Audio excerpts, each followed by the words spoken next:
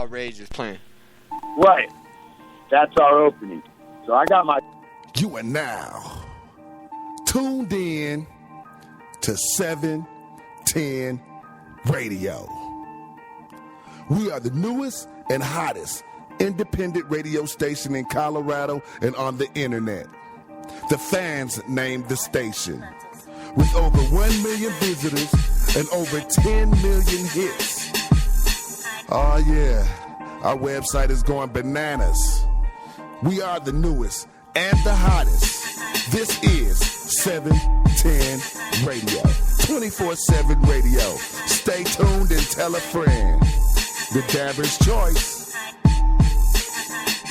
With hot shows 7 days a week. Started from the bottom, now we're here. Started from the bottom, now my whole team fucking here. Started from the bottom, now we're here. Started from the bottom, now. All right. What's up, everybody? This is 710 Radio. I'm Rick Wainwright.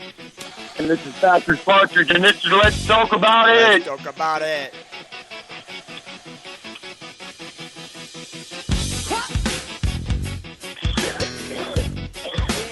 Coming back up with another one track.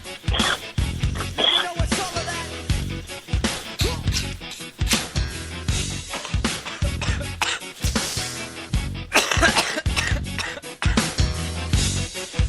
So check this out. Yeah.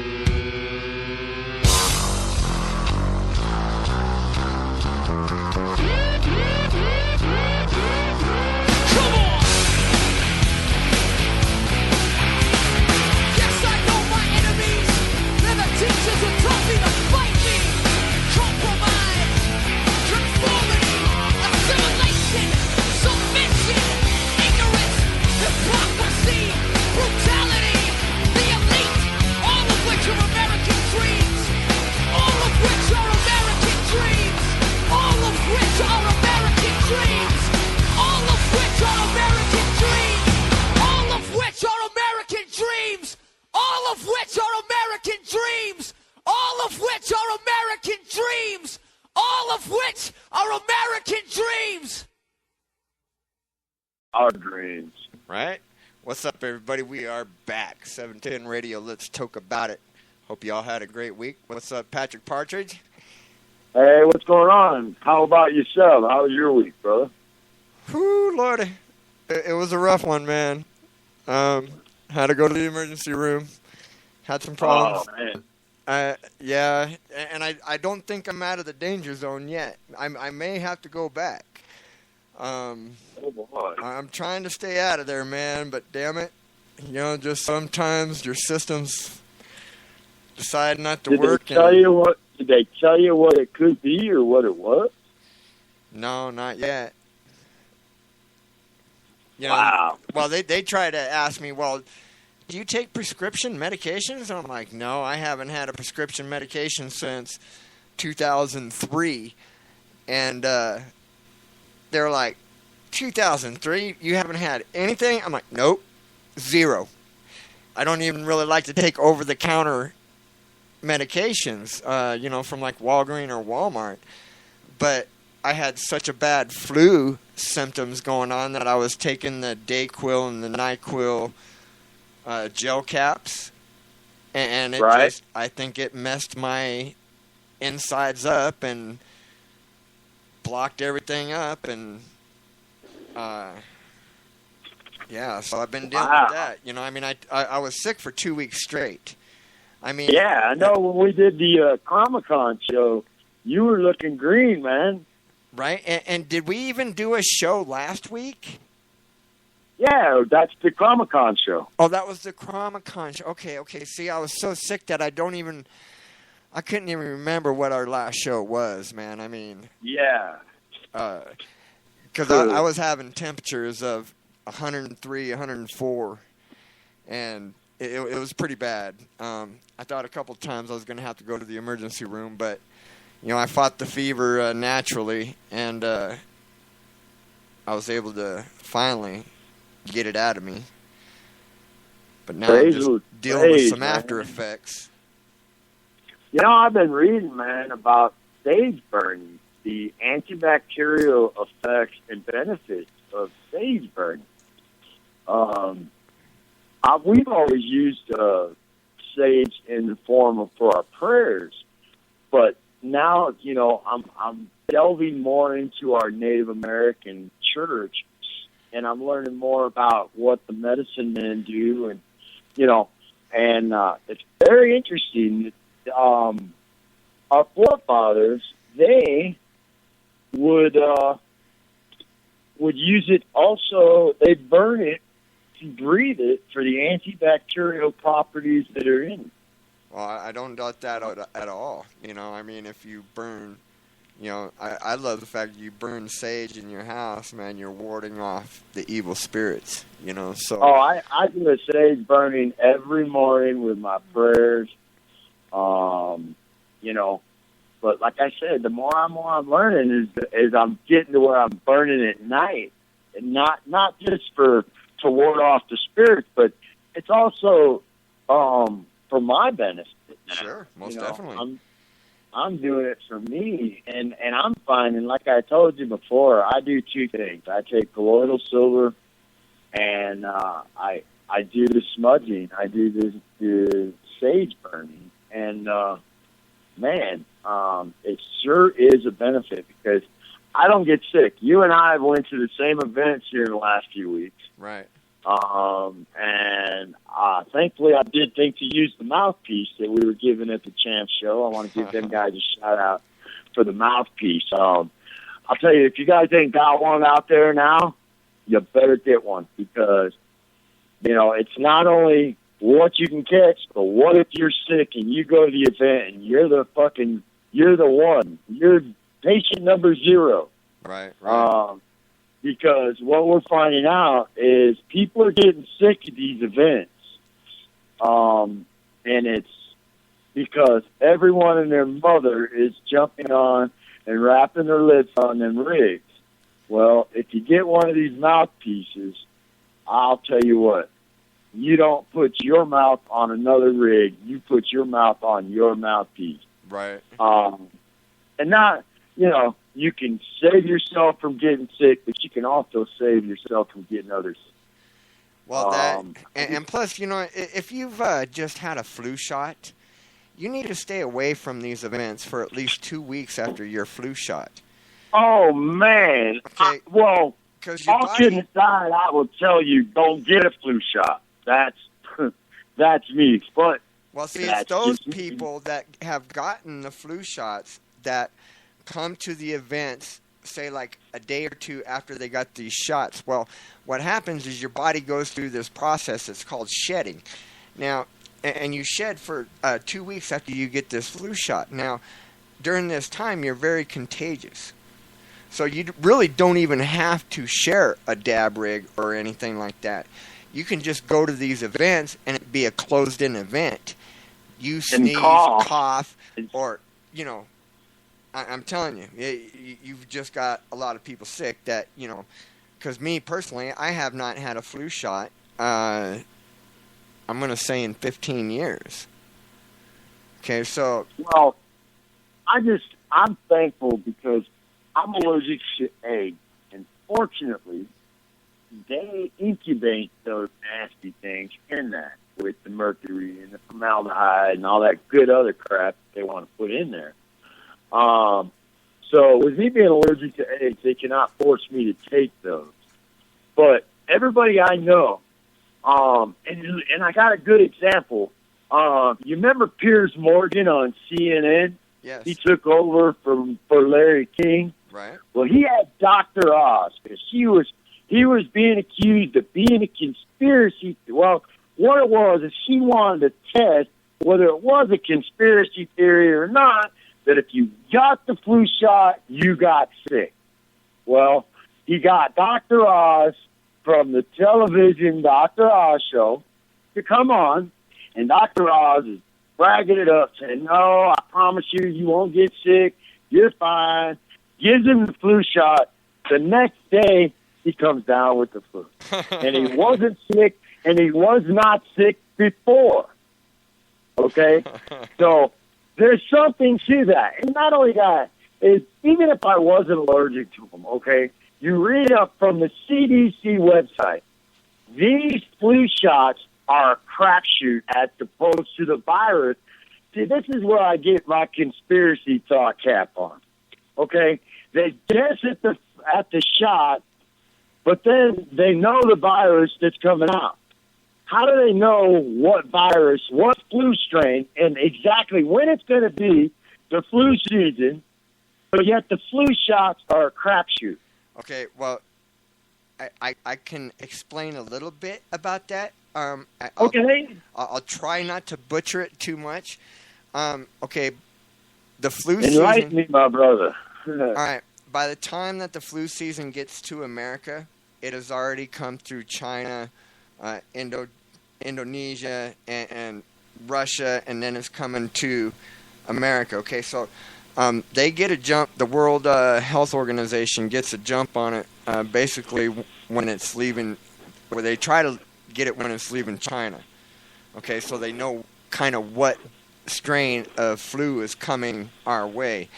Now, the only problem is there was just a report out, I'm going to say maybe 3 days ago, where they said that they know that the strain of flu that is hitting the United States, but they do not have a vaccine for it. But they want you to go ahead and take the basic flu shot. Anyways, that's what they said. They said that they still want you to take the basic flu shot, even though they do not have a flu shot for this strain that is hitting the United States. So now that's the marketing for it. That's just so they could sell vaccines. Right. I'm not buying that. I don't know. Why would you expect me to put something in my body that I know that there's toxins in that soup that you're stabbing into me, and I know it's not going to do anything for me. It's not going to do anything to prevent me from getting the exact flu strain that I'm taking a shot for fed. Right. It don't make any sense to me, okay? And as I tell my doctors, at best all you are is an advisor to my health. I'm the CEO of this business. Right. And I make the decisions of what goes in my body and how much and whatever. Right. You know, you can advise me of your best advice, but I'm the one making the decision. Know that. Well, that's the way it's supposed to be. You know, I mean, a lot of people do not realize that the doctor works for you, not, you know, the doctor tell you what to do. You know, he is. Well, a lot of people lose that in a lot of professional relationships, I find, like with lawyers, with any of it. They just, whatever you say, sir. No, it don't have to be that way. Yeah, they're educated. Yeah, they went to school. But they're also trained for one specific thing, to get you on a medication and try to keep you on that medication as long as they possibly can so they can benefit from the pharmaceutical company. Right. You know, I seen a new thing come out just today that the American Medical Association is petitioning to have all drug ads removed from television. Good. Now, no, in a way that's a good thing, but in a way it's not, because now we don't get the little, you know, this drug can cause anal bleeding and eye leakage. We don't hear them side effects. So now all we get is the doctor, which got their fucking information not from medical books, but from pharmaceutical reps. Now we got to take their opinion for it. Okay, I can see that point. Okay, so you know what I'm saying? It's good and it's bad. Now, you know, the scary part is those ass ends of those commercials. Is you got a hay fever, but yet, bam, they're going to hit you with sinus bleeding and all kinds of shit. Yeah, right. While you're taking this pill. I don't know what I love that they're going to take them off so the fucking news ain't saturated with them. Because, in my opinion, if you're an advertiser with the news is more beholden to the advertiser than it is the people. It's no different than a politician. Okay, so they're not going to tell me the truth about this medical pharmaceutical company. If there's a chance that they can make money off advertisements from that company, they're not going to fucking run a news expose against something bad about that company. So that's another reason I don't trust mainstream news, because they're sellouts. Yeah, that's true. But anyways, getting to tonight's topic. Right. We've been hearing a lot about refugees and you know, are they a threat and are they not? Okay. First off, everything I'm seeing, all the news, granted, it's slanted, but yet I know, and I go to different websites and I see videos. Okay. The only thing I'm seeing as far as refugees are military age men. I'm not seeing women. I'm not seeing children. Okay, that's one thing that kind of got to my hair. Okay, number two, they say that at least 10% of all Muslims are radicalized. Well, that leads me back to the question we asked for the topic of the show. If a man offers you 10 grapes and tells you one is poisonous, will you eat the grapes? It's a good question. Just taking their 10%. When I'm just going off national, worldwide statistics. 10% of all Muslims are radicalized. Okay? I already know if we let 1,000 radicalized throughout the country, that's spread out quite a bit. It's roughly 5 to 10 each state or whatever. I'm not exactly cognizant of the numbers. But do you know how many Muslims are recruited while they're in prison? Black Americans who this government has conveniently filled our prisons with because of the drug war, that have been radicalized to become Muslim. And we're not even talking about those Muslims. But yes, they are there. They are radicalized, but they're more or less in a sleeper mode. You know, does that make sense? Oh, I understand what you're saying. Okay, I know for a fact that the prisons are just as big as a recruiting place for ISIS or for the Muslims as no. It's no different for Christians. I'm not saying that you know, but we're not talking about radicalized Christians yet. We've not seen Christians going into buildings and blowing themselves up in the name of Allah and 40 virgins or 70 virgins or however many they're promised. We're not seeing that. We're not dealing with that yet. And I'm not saying that the Muslims have the monopoly on radicalization and stupidity to take it to the fanatical sense.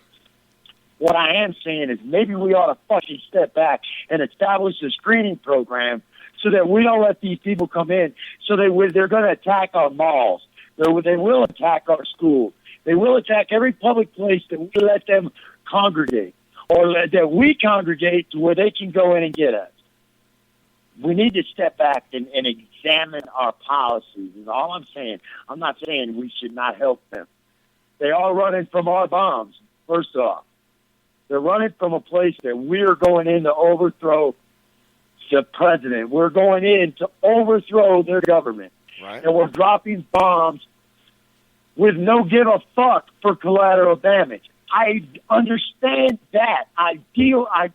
Believe me, I've seen the boat with the drowned baby. I feel for them. But you know what? I saw babies getting their heads fucking blown off in Palestine by the Jews, but ain't nobody fucking doing anything for them. That's kind of pissing me off too. That's kind of pissing me off too. Well, you know, everybody wants to get bleeding heart because France got blown up. You know what? Palestinians get blown up every fucking day by the Israelis, and nobody bats a fucking eye. And those are men, women, and children, folks. Right. Those are men, women, and children. And their fucking Israelis are shooting them like they're fish in a barrel, and nobody wants to bat an eye on that. But let a pipe bomb go off in fucking Paris, and everybody wants to change their profile, fucking French flag. Come on, folks. There's other people dying at our hands. Yeah. This is my point here. We are creating our own enemies, and guess what? They can't get to the government. They can get to us. We are their targets because of our government's actions. Now, Rick, you got some stories to tell us. Well, I mean, we're definitely going to, I'm sorry for going off on that little rant, man. No, you're good, man. You're good. I'm sick of hearing about if you don't want to accept refugees, you're prejudiced. You're a racist. Well, no. But I also know that we've got homeless veterans that are over there losing their fucking life fighting these Haji motherfuckers. But yeah, we're going to let them in. Well, this first article that we're going to talk about it's coming from theatlantic.com. And the article, this is by Russell Berman. And it was just published, I think, today. So, wait, what's the date today? Oh, 21st. 21st, so 3 days ago. All right. The article title is, Can Terrorists Really Infiltrate the Syrian Refugee Program? Okay, despite the current uproar, the U.S. has been resettling people fleeing war-torn countries for decades without trouble. If you look solely at the U.S. long record of taking in refugees from countries torn apart by war, it's hard to argue that national security should be a top concern in the debate over Syrian migrants. In the 14 years since September 11, 2001, the United States has resettled 784,000 refugees from around the world, according to data from the Migration Policy Institute. It's a D.C. think tank, and within that population, 3 people have been arrested for activities related to terrorism. Okay, you got to triple that number because this is a government think tank, and okay. Yeah. I'll just leave it at that. Okay. None of them were close to executing an attack inside the U.S., and 2 of the men were caught trying to leave the country to join terrorist groups overseas. I think I can count on one hand the number of crimes of any significance that I've heard have been committed by refugees, said Lavina Limon, a veteran of refugee work since 1975, and the president of the U.S. Committee for Refugees and Immigrants. It just hasn't been an issue. Yet, it is the issue now, as the Obama administration tries to fend off a revolt by the Republican governors over its plans to resettle more than 10,000 Syrian refugees escaping the brutality of both the Islamic State and the Assad government. The coordinated attacks in Paris have fanned fears that terrorists could infiltrate the U.S. by slipping in among the refugees, as might have occurred in the case of one of the Paris attackers. Hold on. Okay. I don't like the way that's worded. The last sentence right there, as might have occurred, no.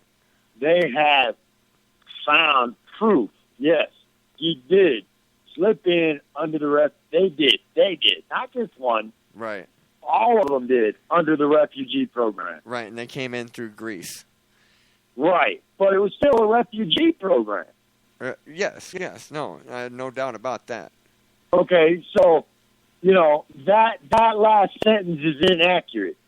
They did come in. Not it might have occurred, as did occur in the case of the Paris attackers. Right. Not just one, all of them.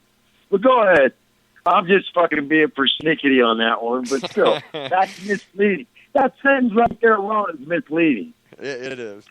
As U.S. officials and refugee advocates point out, that has never happened in modern history. Not when the U.S. took in tens of thousands of Vietnamese refugees in the 1970s, not when 125,000 Cuban Marielettos arrived by boat in 1980, and not in the desperate aftermath of more recent wars in Bosnia, Somalia, or Rwanda.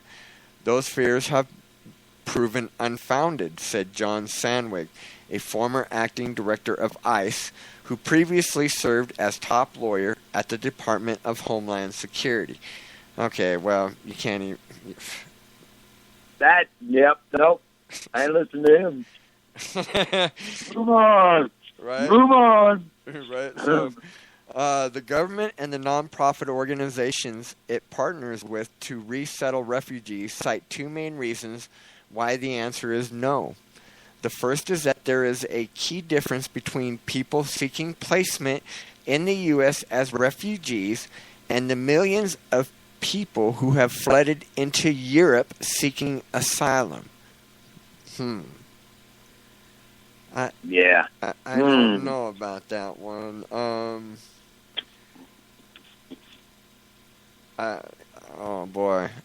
I don't know. The Syrians in Europe, in many cases, are already at or over the border, having come directly from Syria into Turkey and then Greece and elsewhere. That situation... Oh, wait. There's that word. You said, where did you just say that it was found out that the Paris terrorists come in through? Have coming directly from Syria into Turkey and then to Greece and then to elsewhere. Where did you say that we found out they come in from? Yeah, Greece. Greece. Bam! There's that word. So, now we're tying shit together here. Go ahead. Okay. Let me see. And elsewhere, says. That situation is more akin to the thousands of Cubans who have fled by boat to South Florida or the migrant workers from Central America who gathered at the U.S.-Mexico border last summer. A refugee Man, that has nothing to fucking... That is... Why they're comparing apples, oranges, maybe even apples to... Grapes. It cannot be... They're comparing apples to grapes. They are, man. I mean... Absolutely, right. But go ahead. Okay, so... I mean, because we are both sides fucking, I'm not going to knock this article, but we have already pointed out many slanted inaccuracies in this article. Right. Okay, a refugee... Go ahead. Okay. I mean, it's a good article to make our point with. Oh, most definitely. A refugee applying for resettlement in the U.S., by contrast, must endure a screening process that takes as long as 2 years before stepping foot on American soil. We know that's why. Right. Germany doesn't have the luxury of screening them or vetting them in any way before they arrive, unlike the United States, said Kathleen Newland, a senior fellow and co-founder of the Migration Policy Institute. Okay. Yeah. This is all the right. Hey, man, this is all the other side. This article right here is written to benefit the other side. And every one of these people that named are with refugee programs. They're pro-refugee. Okay?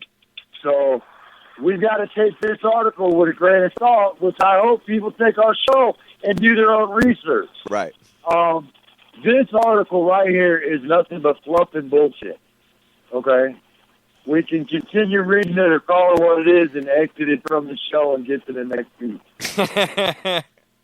Because I'm really, because everyone you're naming is part of the problem, not the goddamn solution. Okay? Because if they were really trying to fix something, they'd stop dropping bombs on innocent people. They don't tell me we're not capable of targeted fucking attacks. Okay? We got the best snipers in the fucking world. Right. We can target attacks. We're just not choosing to. We'd rather run a kinetic war, because what it is the beginning of the World War. It's World War III, folks. And that fucking episode that took place in Paris was just to bring Paris into the fight. Understand that. It was a plan, contrived, just like ISIS and Al-Qaeda is. Al-Qaeda. It's planned and contrived in order for us to lose our ability to protect ourselves. Do not get this confused, folks. Do not get this confused. This is another attempt, because I guarantee you, within the next couple of weeks, we're going to see Obama or the government using this in an attempt to take more guns away. Okay? So do not get this confused with, with what we're saying here about these exact refugees. Because these refugees here are government plants. Al-Qaeda and ISIS are created by our government. There's fucking plenty of evidence. If you don't want to argue with me about it and want to debate it, we can debate it all day long. Right. Because there's plenty of evidence on the creation of. In fact, Vladimir Putin just come out and fucking identified the creators of ISIS and who's funding the motherfuckers. Right. So if those same people are funding them and created them, don't you think they'll make it easy for them to get into this goddamn country? No, yeah. Have you thought about that one yet, Ricky? No.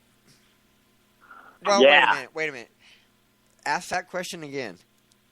I said, now, we know that it's the Saudis' money. ISIS is the Israeli intelligence the Israeli Secret Intelligence Service.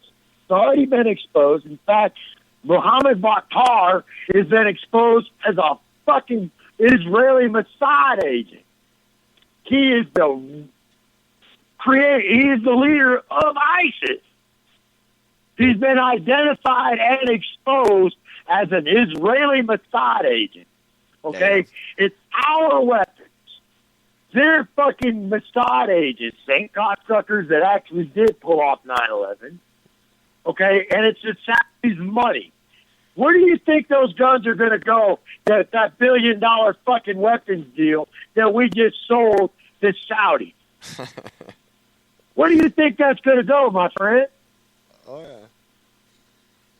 Okay? So we've got to look at that. If they're responsible for creating it, of which all the evidence is proven that they are, okay, then how easy would it be for them to make it easy to come in to our country and commit those attacks? To create more fear. Because that's all this is doing, folks. It's scaring us. So do we want these people on our land and our country? There's the question. That's all I'm asking. I'm not a fucking cold-hearted bastard, and I don't understand. I do understand their plight and why they're running and what they're running from.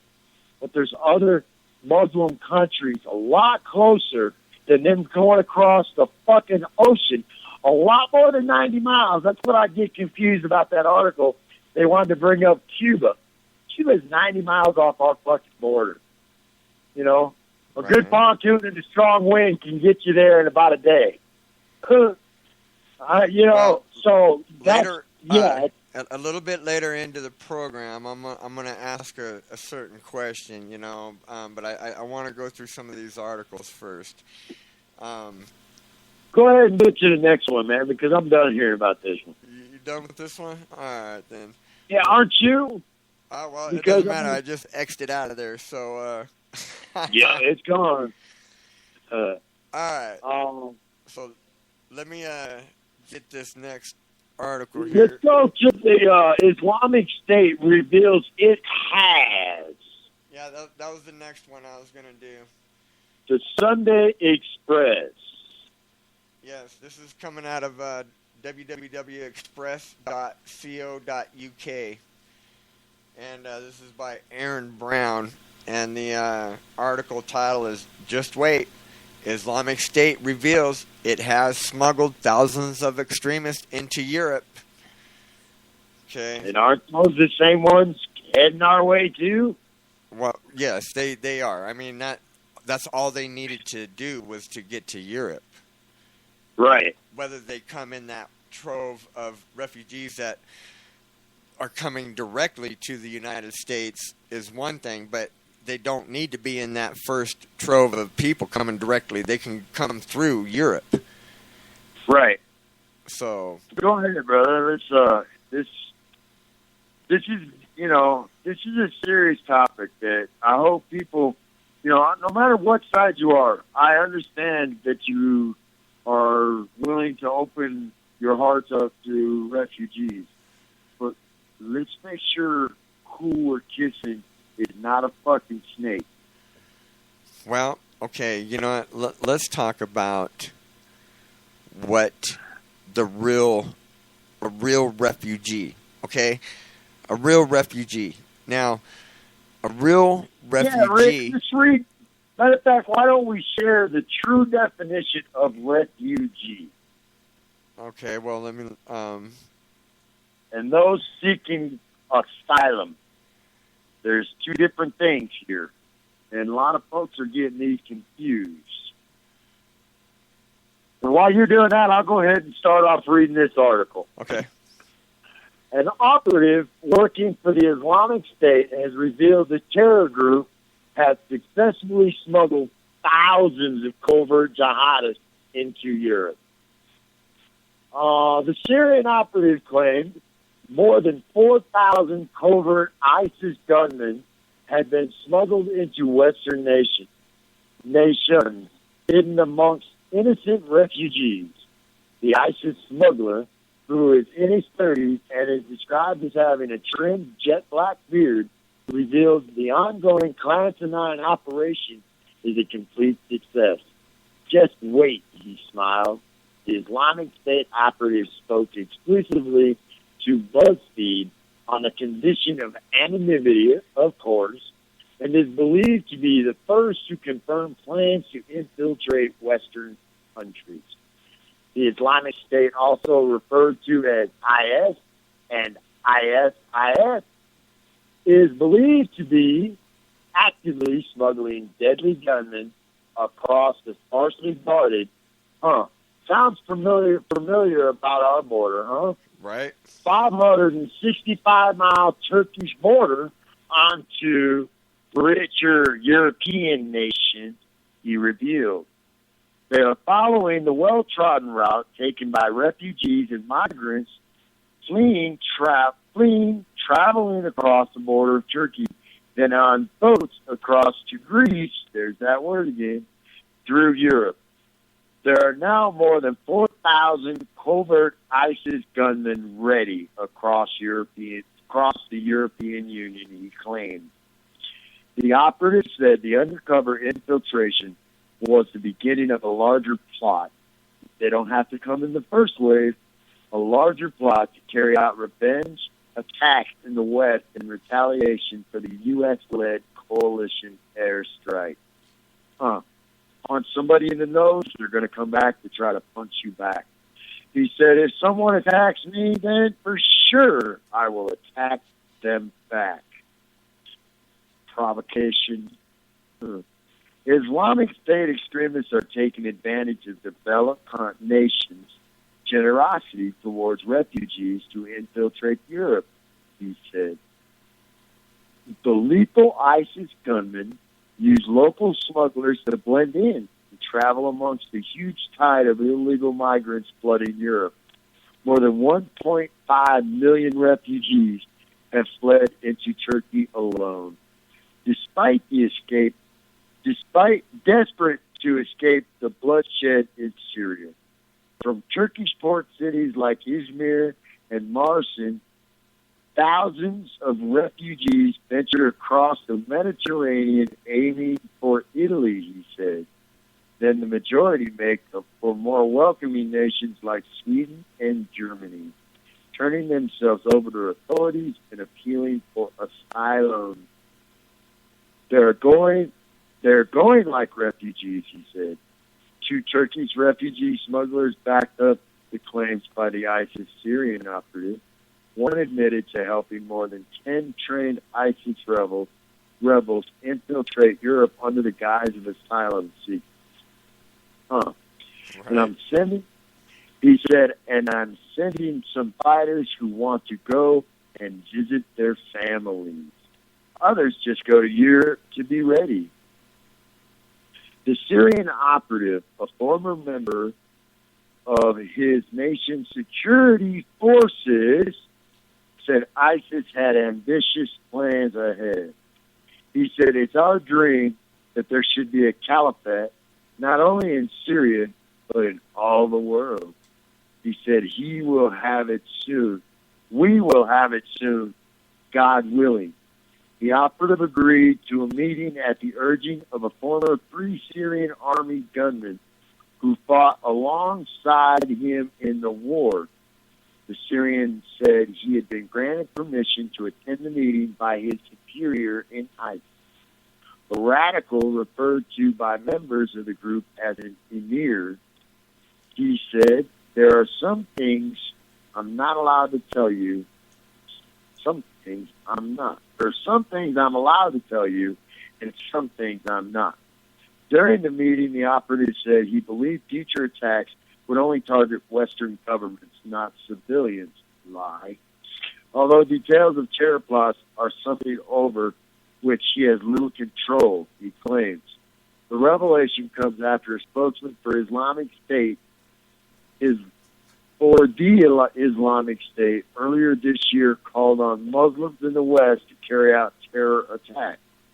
The jihadists told Western followers if they had the opportunity to shed a drop of blood in Western countries, then they should do so. Spokesman Abu Muhammad al-Adnani also praised terror attacks that have happened in Australia, Belgium, and France. He said, we repeat our call to Muslims in Europe, the infidel West, and everywhere to target the crusaders in their home countries, wherever they find them. We will be enemies in front of God to any Muslim who can shed a drop of blood of a crusader and abstains from doing that with a bomb, bullet, knife, tar, rock, or even kick or a punch. Peaceful nation there, huh? A Turkish foreign minister, it's a Turkish, or it's a peaceful religion. Sorry. A Turkish foreign minister official said authorities. A Turkish foreign ministry official said authorities were actively working to clamp down on refugee smuggling. He pointed out that since Europe accepts few refugees through legal channels, the demand for smuggling has increased. Illegal immigration has been an important issue, and Turkey is effectively fighting against it. So it sounds like that they've had the same kind of issues that we've had here recently within the last year or so with our borders of just mass immigration. The effectively fighting against it, the official who declined to be named confirmed. Of course, the most effective way to put an end to all of these problems would be to immediate action by international community to solve the Syrian conflict. When asked about the smuggling of Islamic State operatives in boats of innocent refugees, the anonymous official said his government was unaware of the plot. Yeah, okay.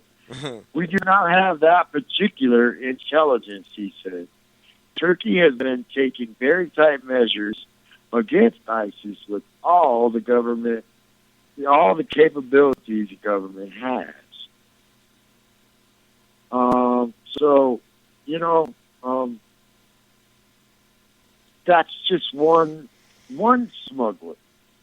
And as you know, we have found that here, right over our border, that I don't listen to this guy's show anymore.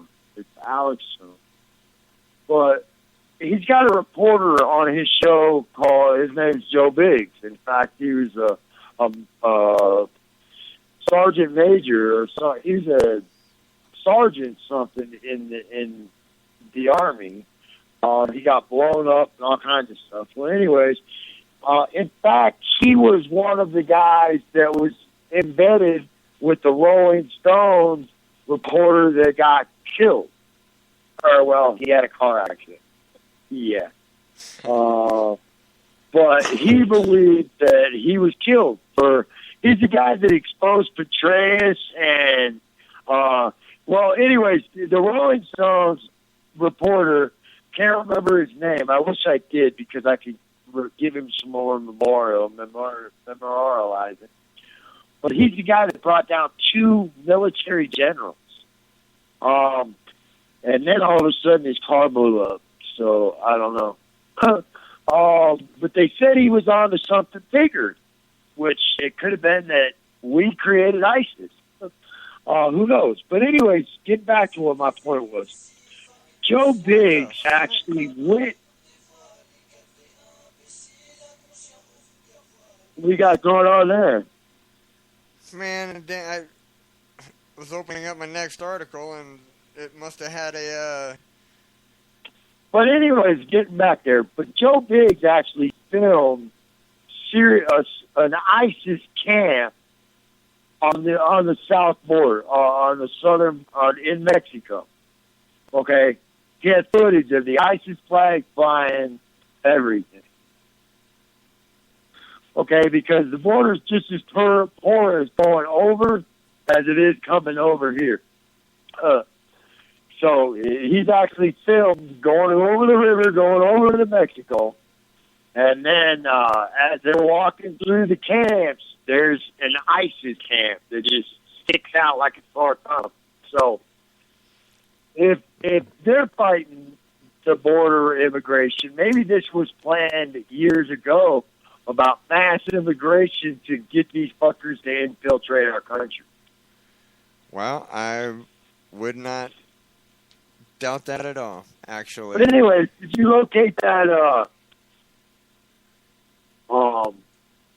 the definition of a refugee and asylum?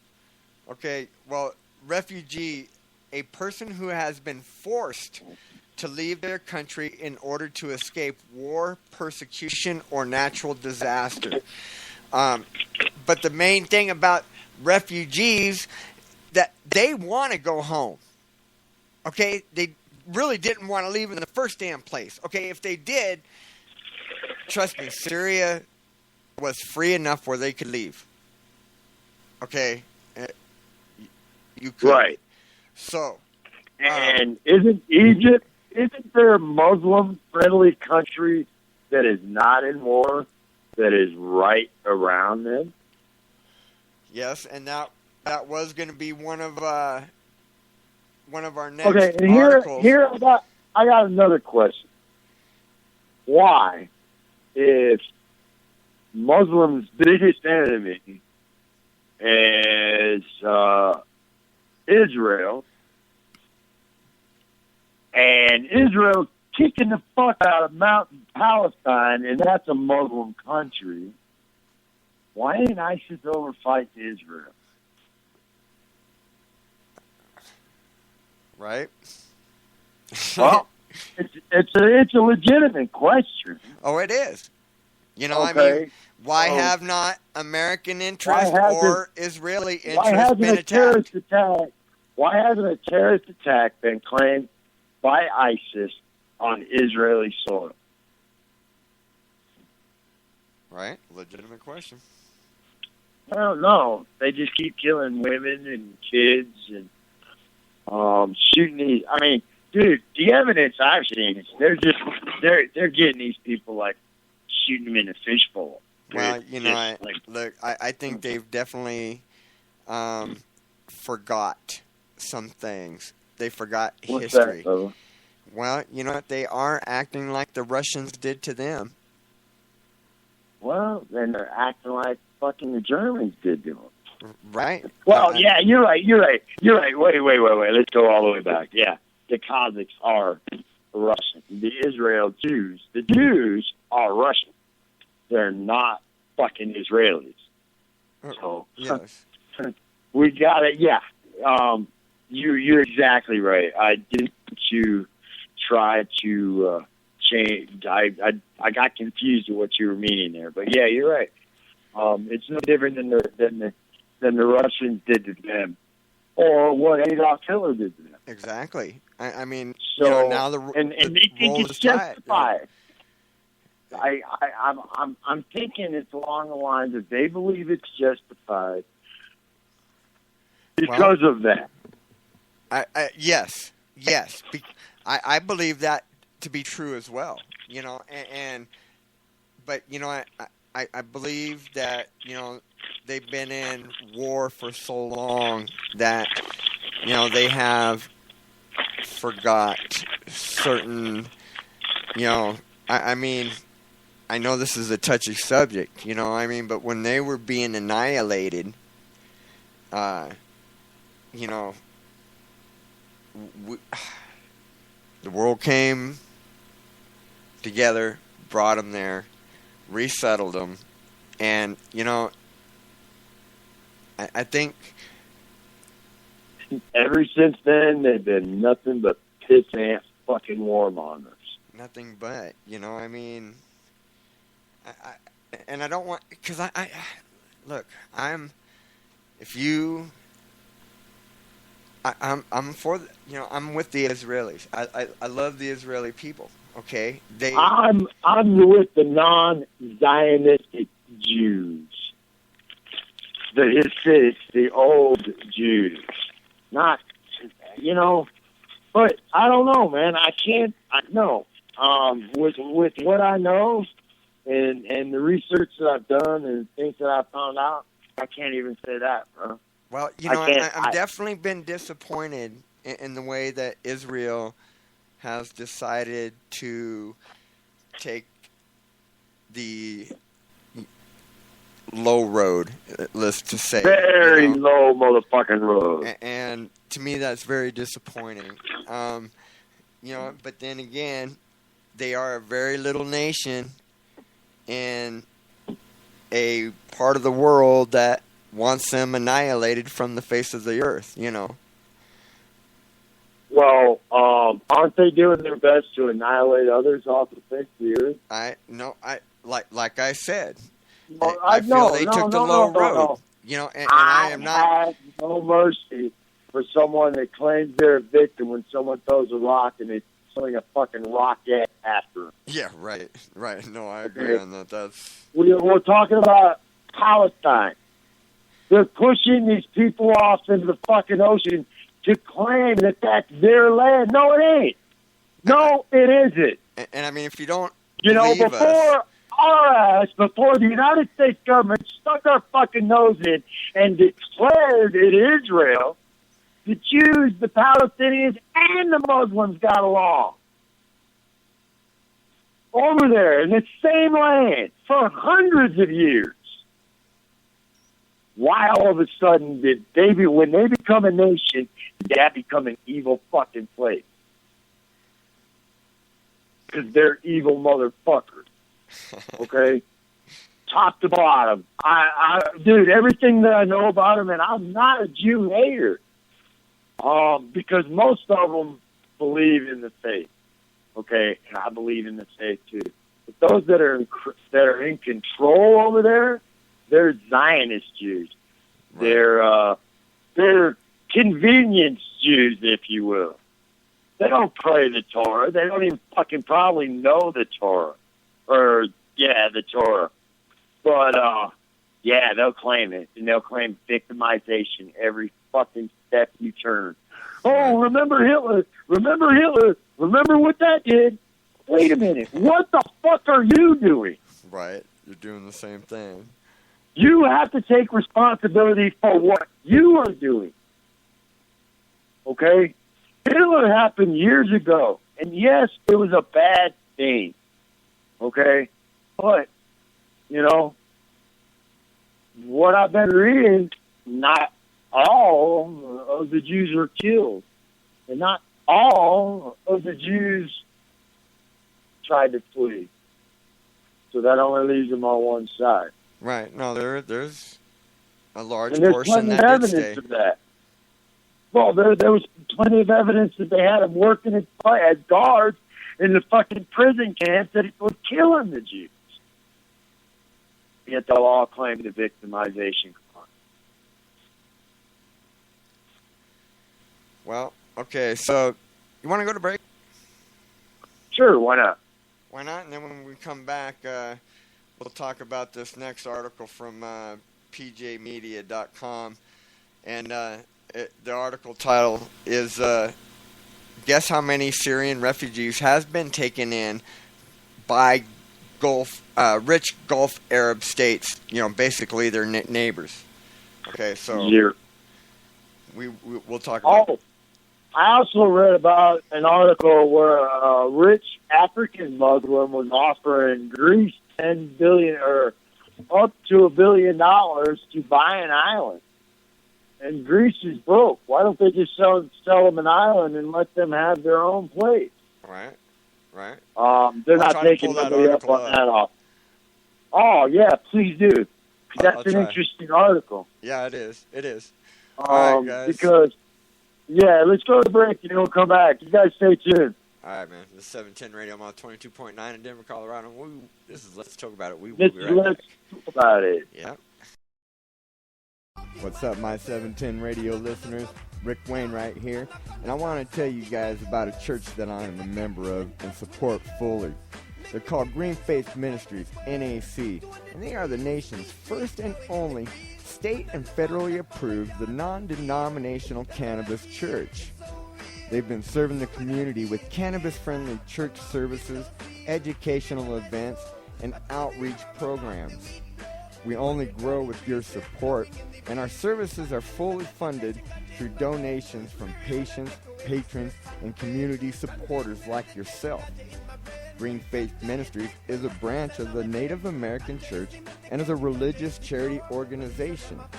So I ask you to please support our work with a tax-deductible donation today at www.greenfaithministries.com. Because your faith with Green Faith Ministries is a match designed by the Creator. Take this moment and grow big like a pro. LMW Agency presents Olympic Newts. That's Olympic Newts, all-in-one organic nutrient. You can grow big like a pro, from beginner to a pro. It is the most affordable nutrient to hit the streets, with the most power to its punch. It has definitely got an X-Cup win under its belt. It is definitely highly in demand in Colorado. You can get your own Olympic Veg, Olympic Bloom, and Olympic Bloom Blaster. Oh my God. Growing big ain't easy, but now it is. We have changed the game. You can go to canna-olympics.com and you can find out more about Olympic Newts. That's Olympic Newts, all-in-one organic nutrient. Oh, it's the best pack of the power for the punch. You can grow big like a pro. Olympic Newts.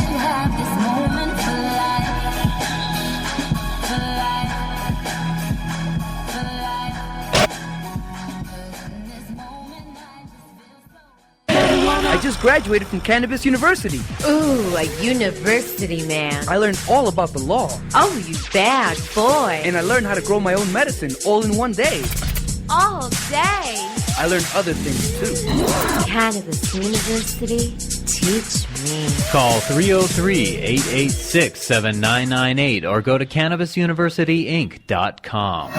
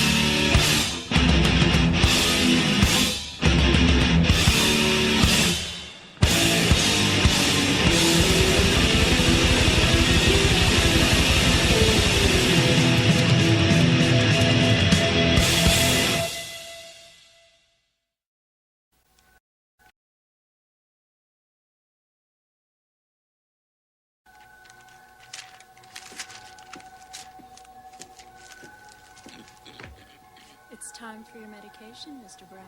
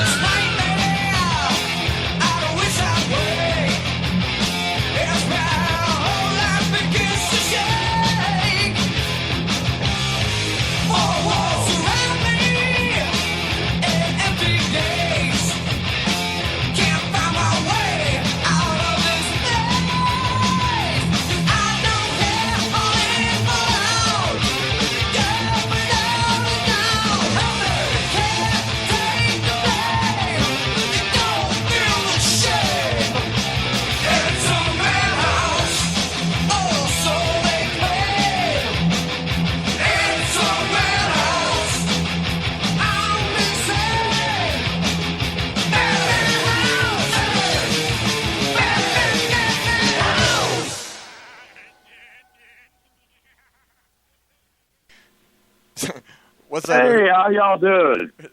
We are back. And this is Let's Talk About It on 710 Radio. All right. So, Yeah. Before the break, we were talking about, we're going to talk about this article from pjmedia.com. And the story is written by Rick Moran, and this was published September 5th.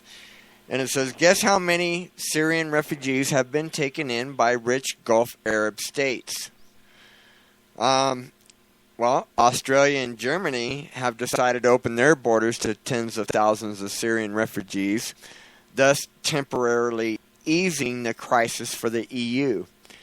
But human rights advocates point out that there are several countries closer to Syria that could help the situation even more. They are rich Muslim and could certainly give a big assist to other countries who are taking in hundreds of thousands of refugees by donating money to the cause. The fabulously wealthy Arab states of the Persian Gulf have so far not accepted a single Syrian refugee. How many?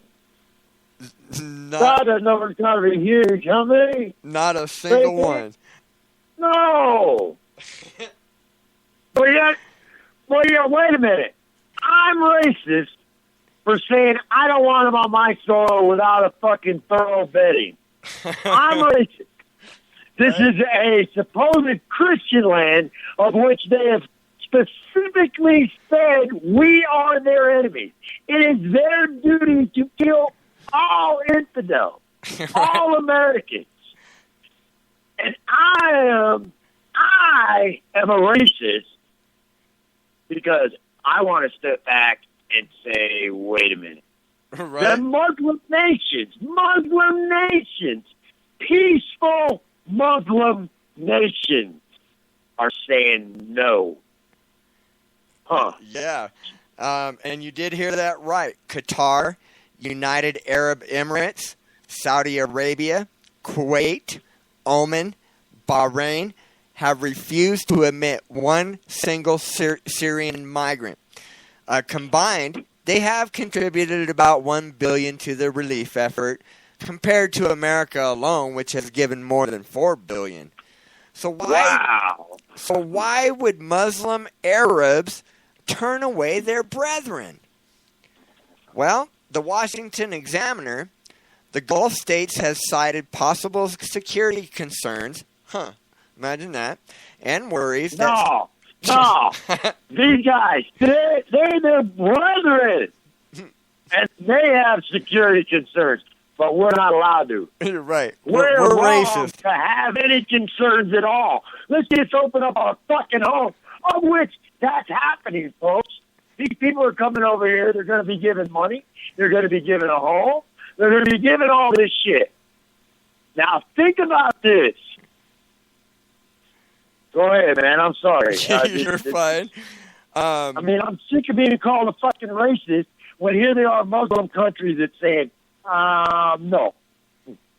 Well, so they've cited possible security concerns and worries that Syrians might eventually compete for jobs, but to the Syrians, the answer is quite simple.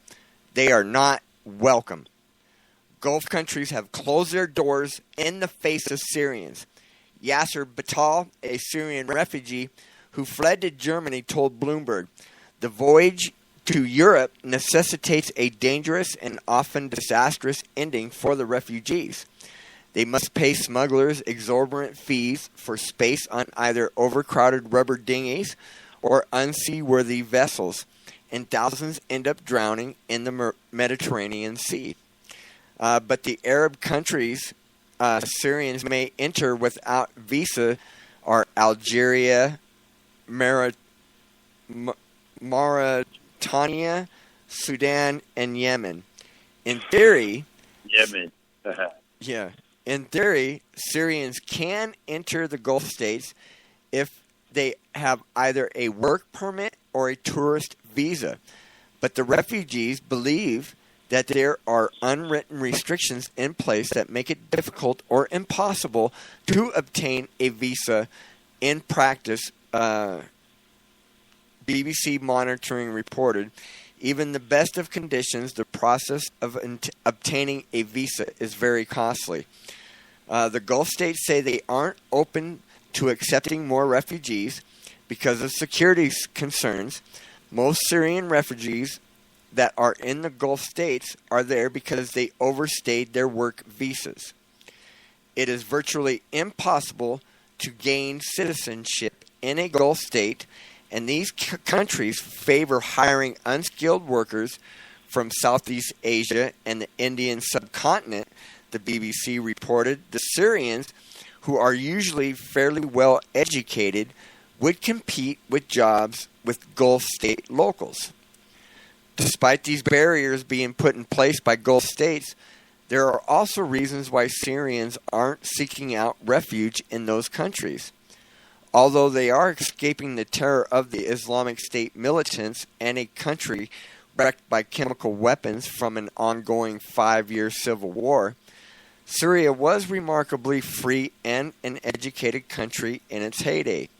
Syria's capital, Damascus, was once the playground in the region, a city where alcohol, Western dress, and education were freely available. The Gulf states, on the other hand, have harsh laws restricting citizens' freedoms to talk, dress, and interact. In Saudi Arabia, for instance, women are not allowed to drive cars, and in Qatar, people can be fined for uncovering their knees, cuddling, or playing a song with indecent phrases. And Syrian refugees might tempt young Arabs in those countries to loosen their ties, kick back, and maybe have some fun. Can't have that now, can we? The real reason these Gulf states are not taking in refugee is the same one worrying many politically incorrect Europeans in places like Hungary, Serbia, whose right-wing governments are resisting the settling of the refugees. The migrants would change the national character of their nation. Nearly 90% of residents in those 6 Arab countries are guest workers, mostly from East Asia. They are held for intents and purposes as slaves. Most are indentured servants unable to leave until their contract is up. They are kept in horrible conditions, sometimes beaten, sometimes worked to death.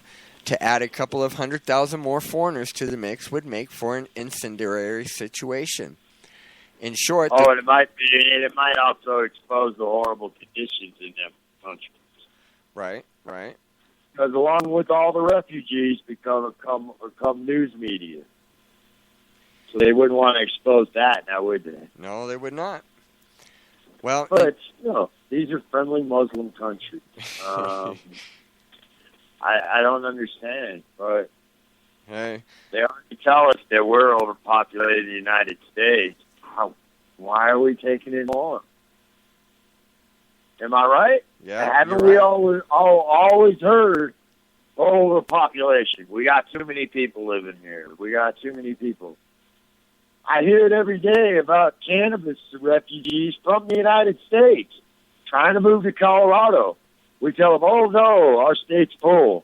And then we hear them, oh, yeah, your governor's saying, oh, yeah, come on in. We're going to allow them. We're going to, with open arms. We're going to hug them at the border. And the same people, like I said, man, these people have short-term memories. Right. These same people go by and they bitch about our homeless. Why are they homeless? Because there is no jobs. These people are going to be bought in. They're going to be given our welfare. They're going to be given our homes. They're going to be given our jobs without no give a fuck for anybody that's helped build this country, that's lived here. And I'm talking about immigrants and Americans alike, because we do have a legal door to come in. Nobody wants to take that fucking long and arduous process. They just want to jam up in here. Right. All right, well, I'm going to finish this article. So, go ahead, bro. In short, the Gulf Arabs are terrified that taking in their fair share of refugees would lead to chaos, even revolution. Wow. What's going to happen here? Okay, but that doesn't mean... Sharia law right around the corner. Right? Says, but that doesn't mean they can't open their overstuffed coffers and feed the refugees living in squalor in Turkey, Iraq, Jordan, and Lebanon. The World Food Program just announced that they are forced to cut food rations to 1/3 of the Syrian refugees due to lack of funds. The monarchies of the Gulf states are being exposed as pious hypocrites, pious hypocrites, preaching that Islam is love while cynically withholding assistance to people in dire need. It is time they got off their thrones and did something useful with their riches. That's the You end of know, that. let me ask you, man. Isn't Saudi Arabia the second or third richest country in the world? Yeah, something like that. And, wow. They're a Muslim land, aren't they? Right? But, you know, I mean... Why is it... My question is we're in economic dire straits. Our dollar is so fucking weak right now. It's on a shoestring, and that's threadbare. All of these other nations, you know, we give so many nations money in foreign aid. Why aren't these other nations stepping up for their own people? Right? Their brethren. I don't know, but I'm a racist when I ask these fucking questions. Right? How does that work? All I'm doing is asking a question. Why? You know, I've been told all my fucking life to question everything. And now I'm told I'm wrong when I do. The fuck is wrong with this world? Oh, go ahead, man. I'm sorry. Oh, no, No, man. I'm not. I'm not sorry about nothing. I'm just, you know, I got these fucking questions, and I'm trying to get my head wrapped around this thing, man. Because this is serious. We do have women. We do have children that have lost their fathers, their brothers. They don't have nowhere to go. But is this the place for them? That is my question. Can we take in another? When we got our own people dying and starving, men, women, and children on our own streets. Right. 65,000 people, Americans, got cut off food stamps in Maryland or one of the states I read on the headlines today. Damn. Come on, man, really? We're going to take more, but we can't take care of the ones we got. Right, right. That don't make any sense to me whatsoever. Okay, now think about it, dude. We have no jobs. None to speak of. None. Nowhere in this country can you work a 40-hour week for the so-called minimum wage and afford an apartment. Right. Nowhere. Especially here in Denver. The statistics have already proven, surveyed every state in the nation. There's nowhere you can live on a 40-hour minimum wage job. That's apparently all of the jobs that are out there. They're not paying much more than minimum wage. It's very at all. Oh, Walmart said they start you at 9. Well, isn't minimum wage $7.85 or something now? Huh. So, you know, yeah, Walmart's stepping up only because of all of those people that threatened to strike and threatened to fucking unionize. And they knew it was only a matter of time before the people really started demanding fucking real union, real wages. Because you look at what Walmart shareholders put in their pocket yearly for so-called profit, but yet the people that's working 26 hours a week because of Obamacare, because the Walton family don't want to pay benefits. Right. I mean, dude, we're already a service nation that can't serve our own people, yet we can serve the world. But I'm a racist for asking these questions. Right. Where is this money coming from? We already can't afford Obamacare. That's the reason they created a fucking law, because people couldn't afford health care as it was. Now, we're creating more problems and more issues. I don't understand. That's all I'm trying to say when I'm asking these questions, folks. I'm not saying I take a stand either way. And I don't think you are either, Rick, are you? No. Well, I mean, I know you're on the side of the veteran. But Oh, yeah. let's take care of our homeless veterans first. I know we can do better, folks. And that's my war cry. We as a people can do better than what we're being served today. And we got to stand up and demand that we get it. Because, man, you and I were talking, Rick. What are these ladies going to do when they wake up and they have to wear a fucking hijab over their head? Right. What are they going to do when their daughters, because they decide to marry these people, have to have their clits cut off and be promised to someone else and not have free choice to love who they want to and love and marry who they choose?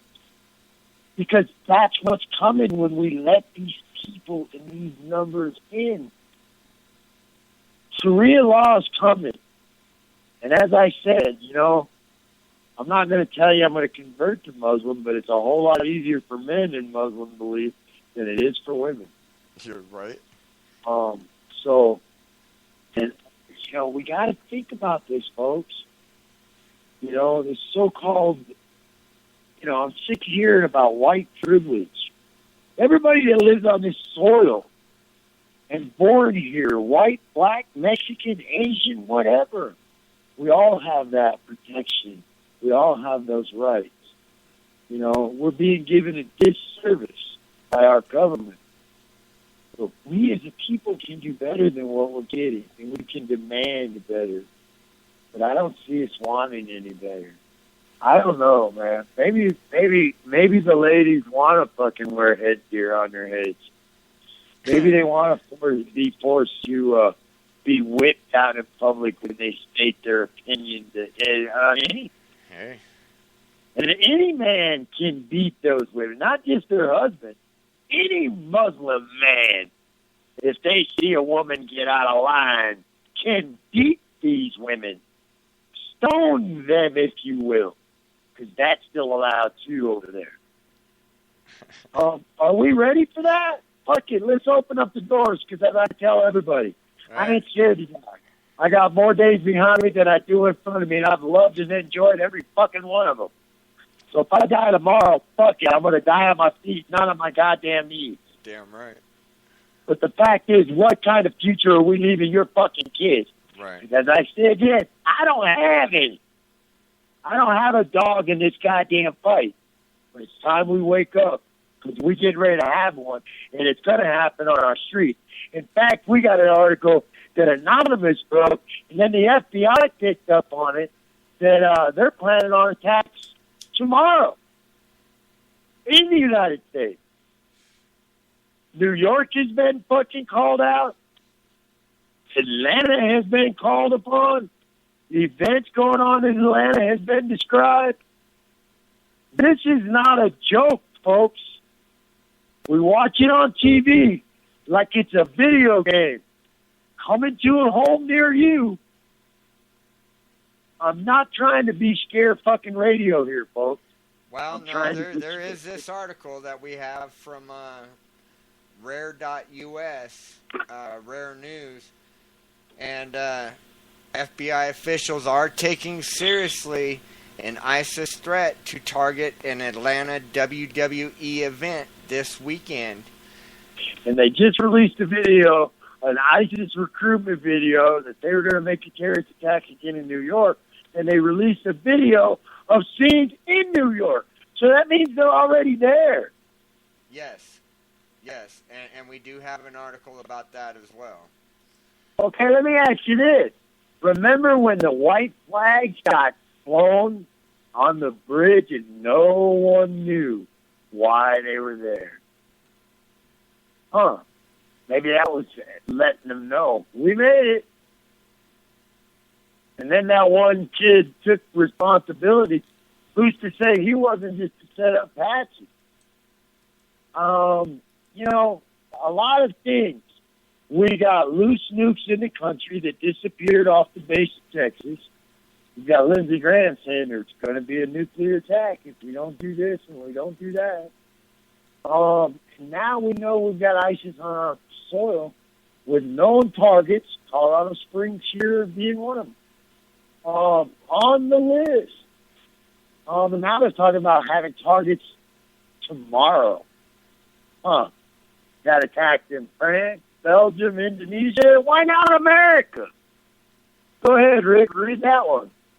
Well, Atlanta, the FBI officials have confirmed to Channel 2 Action News that they are taking seriously a report about ISIS threat at a WWE event in Atlanta on Sunday. The Twitterverse is just absolutely blowing up. The hacker group Anonymous said Sunday that it uncovered information about Islamic State group attacks in Paris as well as locations in the United States. According to an article in the International Business Times, Anonymous also said the Islamic State group is planning an assault at the WWE Survivor Series event scheduled to take place in the Phillips Arena in Atlanta Sunday at 7:30 p.m. Eastern Standard Time, as well as attacks at multiple events in Paris.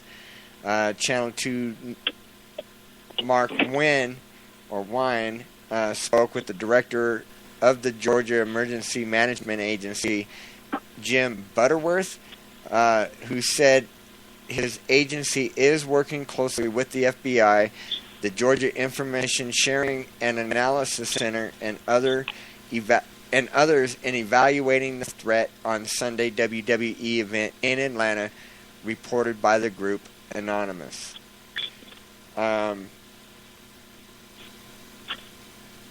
Sources tell Wynn that the Atlanta Police Department is talking about replanning the WWE event for Sunday. Now, I don't know why they would even put that fucking out there. Hey, you know what? Now, it's a rescheduled event. That would be considered, to me, be considered a fucking small victory for the enemy. Yeah. But in another sense, man, would you really want to take a chance and letting all those people be fucking targets? Well, I mean, maybe for the cost of rescheduling as opposed to killing fucking 60, 30, 40,000 people, fuck, I don't know how many that arena holds. Right. I don't know, man. And all it takes is one. All it takes is one, man. And if they've been in the building before, who knows what they've placed in there?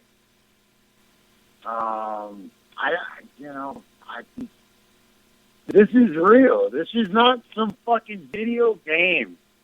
We're not killing zombies. These motherfuckers are coming to kill us, and they're going to pick the softest targets they can. Right.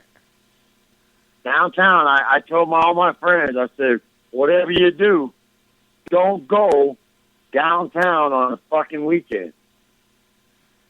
Well, why? If we're not going to bring because them everybody's here, fucking drinking and not paying the fucking attention on them downtown bar crawls. Boom. You know, you let one bomb go off, especially in Colorado Springs, man. They got these bars downtown packed in side to side to side. You get one, you might take out 3 bars. Yeah, right. Colorado Springs is on their fucking list. That has not been disputed. It ain't been Snopes.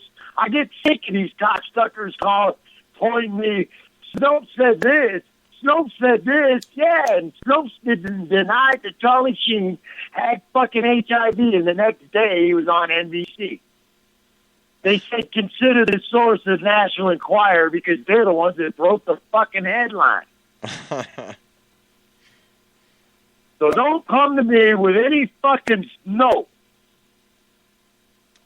So if they're not, if they don't come here, what should we do with them? Well, you know what? There is this Egyptian billionaire that has offered $200 million to Greece and Italy for a refugee island, but it has been ignored by both countries. And Greece is broke, am I right? Oh, Didn't yes, they just they've been selling off national and... monuments and everything. But yet they don't want them to have an island either. Well, or maybe they're not taking this guy serious. I mean, you know, the $100 to $200 million is a significant amount of money. Well, according to this article, man, this guy's net worth is worth of at least $2.9 billion. Right, and he said he would create jobs for them there as well. Right, on that building island.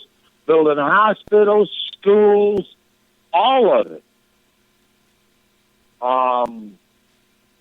It don't sound, now to me, that sounds like a kind, outworn gentleman. Right. Whether he's Muslim or not, the guy's got a great heart. But Italy and Greece aren't taking. So, and guess what? Now think of those two countries. Both of those countries are involved in the World Bank and in the International Monetary Fund. Syria is not. And folks, do your research. The government is, our government and many other governments trying to overthrow Assad for that very reason. They can throw all these fucking charges that he does this to his people and does that to his people. You know what? They've allowed that to go on for 50 fucking years because the Assad family has ruled Syria for at least that long. Okay? Why all of a sudden do they want him overthrown? Why?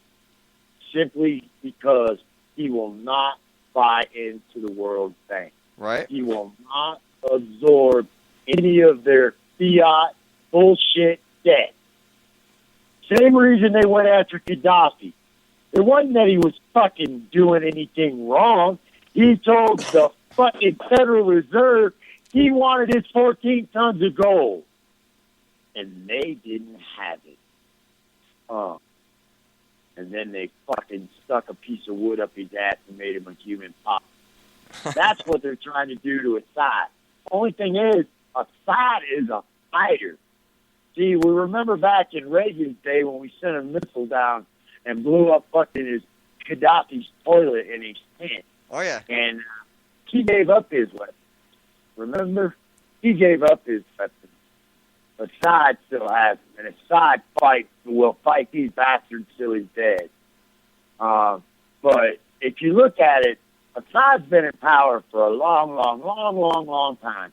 They've taken in refugees. They've protected people. They've been a non-warring country. Right. In fact, they've taken in Palestinians by the truckload. And actually, they were the ones that kept Hezbollah in check. Yes.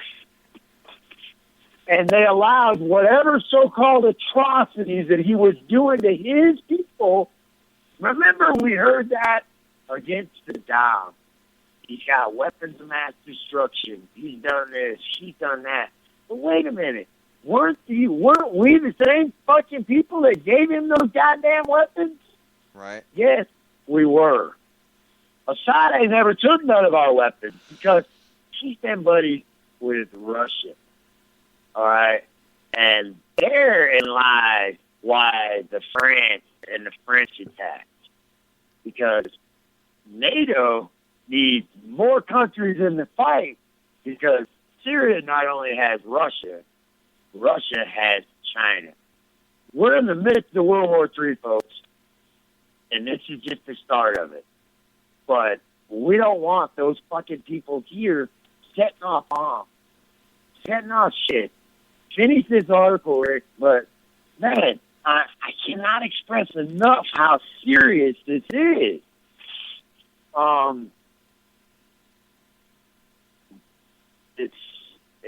don't know, man. Well, all right. So this Egyptian billionaire proposing to buy a Greek or Italian island to host thousands of refugees and ease the burden on Europe says he is yet to receive a reply from the two countries over the offer. In an interview with Newsweek, he also challenged those who criticize his plan to come up with a better idea or shut the fuck up. Hey. Well, okay, I do have to ask this question. You know, Egypt is right there. Why won't he just fucking let him come in there? I just got to ask. All right, well, wait a minute. He is not the ruler of Egypt. All right? This is just a rich Egyptian businessman that's saying, look, You know, if none of these other countries will have them, let me buy them an island and let them have their own place. No, I'm not. I didn't hear where this guy is anything involved in the Egyptian government. Okay, it might have been. He's just a wealthy Egyptian businessman, and he's saying, "Look, man, if none of these countries, including my own, obviously, won't accept these people, I'll buy them an island and let them fucking go there." And yet the two nations, one obviously is very in financial dire straits. From what the mainstream news tells us, they're worse off than we are, financially, economically. But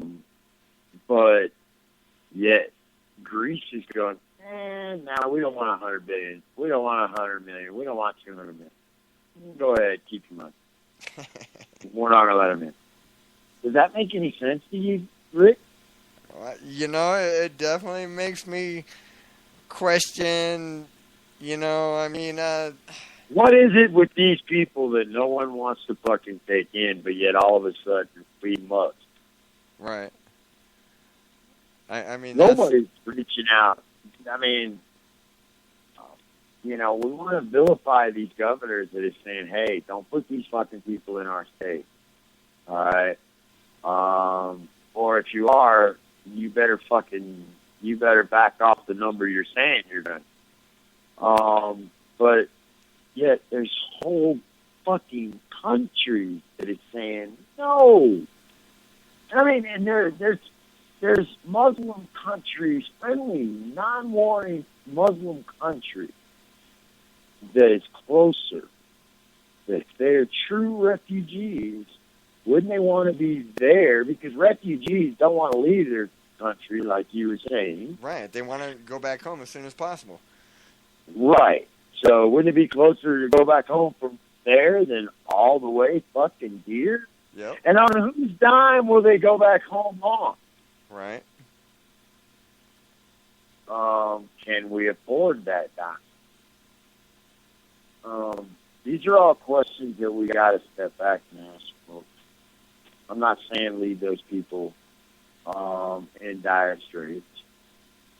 Or fuck, we're the nation that gives away more food. And there's plenty of nations right now that has our food rotting on their fucking docks. Right. Don't tell me there's not enough food for these fucking people. Don't tell me we can't find them a place other than bringing them into our borders. I don't buy it. And that if fuckers want to call me a racist over it, fuck you. Say it to my face and I'll fucking stab you. I'm just to that point, man. Leave me the fuck out of the argument of racism. I'm asking legitimate questions on humanity. Do we want our known enemies inside our gate? I don't know. The art of war tells me not so much. Right. And it looks like these guys are going by the book. They've read the book. They studied it. War is hell. War is vicious.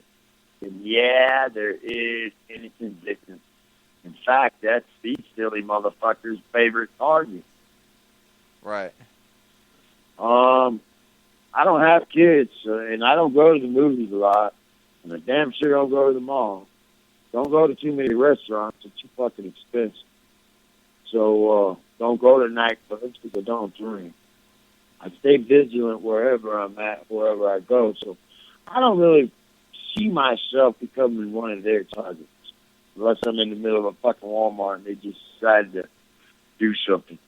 But other than that, all you motherfuckers out there that want to go to the little kids' soccer games, yep, that's a target. Want to go have Sunday tea? Yep, that's a target. Want to go have lunch after church? Yep, that's a target. Want to go have drinks on Friday and Saturday night? Yep, you're targets. Think about that, because that's all those people were doing in France. They were going to a concert, someone to a soccer game, someone just sitting around drinking coffee at the favorite cafe. Right. Do we want that here? I don't know. What article we going to read next? It's civic here. Well, let's see here. You want to do the poll? I know we've been holding off. Okay, no, let's do the New York Post. I'll read this one because Okay. I found this one kind of interesting. And as you're reading it, I'll post it on the other pages. All right, this is November 19th, 2015, New York Post, written by Reuben Fenton, and Bruce Golding, Golding. A leader in New York City's Syrian community told the Post on Wednesday that ISIS terrorists have absolutely sneaked into America by posing as Civil War refugees and joined sleeper cells just waiting to be activated. I believe the terrorists from Syria have been coming into the United States not only the past few years, but way before that. Arafat Ralph Shakur, Succar, of Bay Bridge, Brooklyn, home of the city's largest enclave of Syrian immigrants. Obviously, he'd be able to tell which ones are bad and which ones are good, kind of. You know what I mean? Just by his relationship in the neighborhood. He says, I think they're already at work. Shakur, a member of the Bay Bridge Community Council, said corruption in its homeland is so rampant that everyone could easily pay bribes and obtain official identification papers bearing a fake name to disguise their real identity. You can go to the Syrian government today and say to them, I need a piece of paper to say that I'm Tony Caterpillar. And they give it to you, he said. These are not forged documents. These were written out by a government employee who needs money, whose family has no food. Shakur, 57, who immigrated to the United States when he was 10, also noted that third world countries, particularly like places like Syria, do not have the network of information the United States has. In Syria, there's no such thing. So when they tell you that the refugees are vetted, are you out of your fucking mind? No, he says, are you out of your mind? Meanwhile, officials in Honduras said Wednesday that 5 Syrian nationals headed for the United States had been caught with fraudulent papers in the capital city of Tegucigalpa.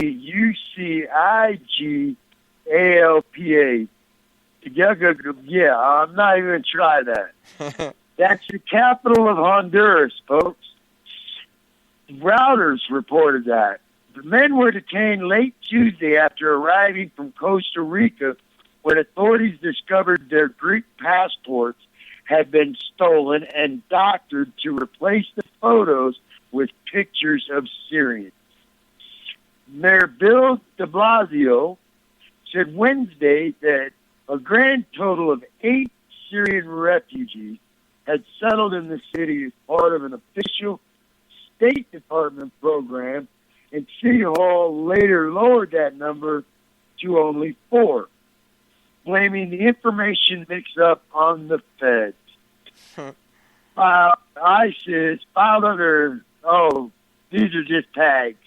And then it also has a video underneath there explaining what they found out through their interviews with that gentleman.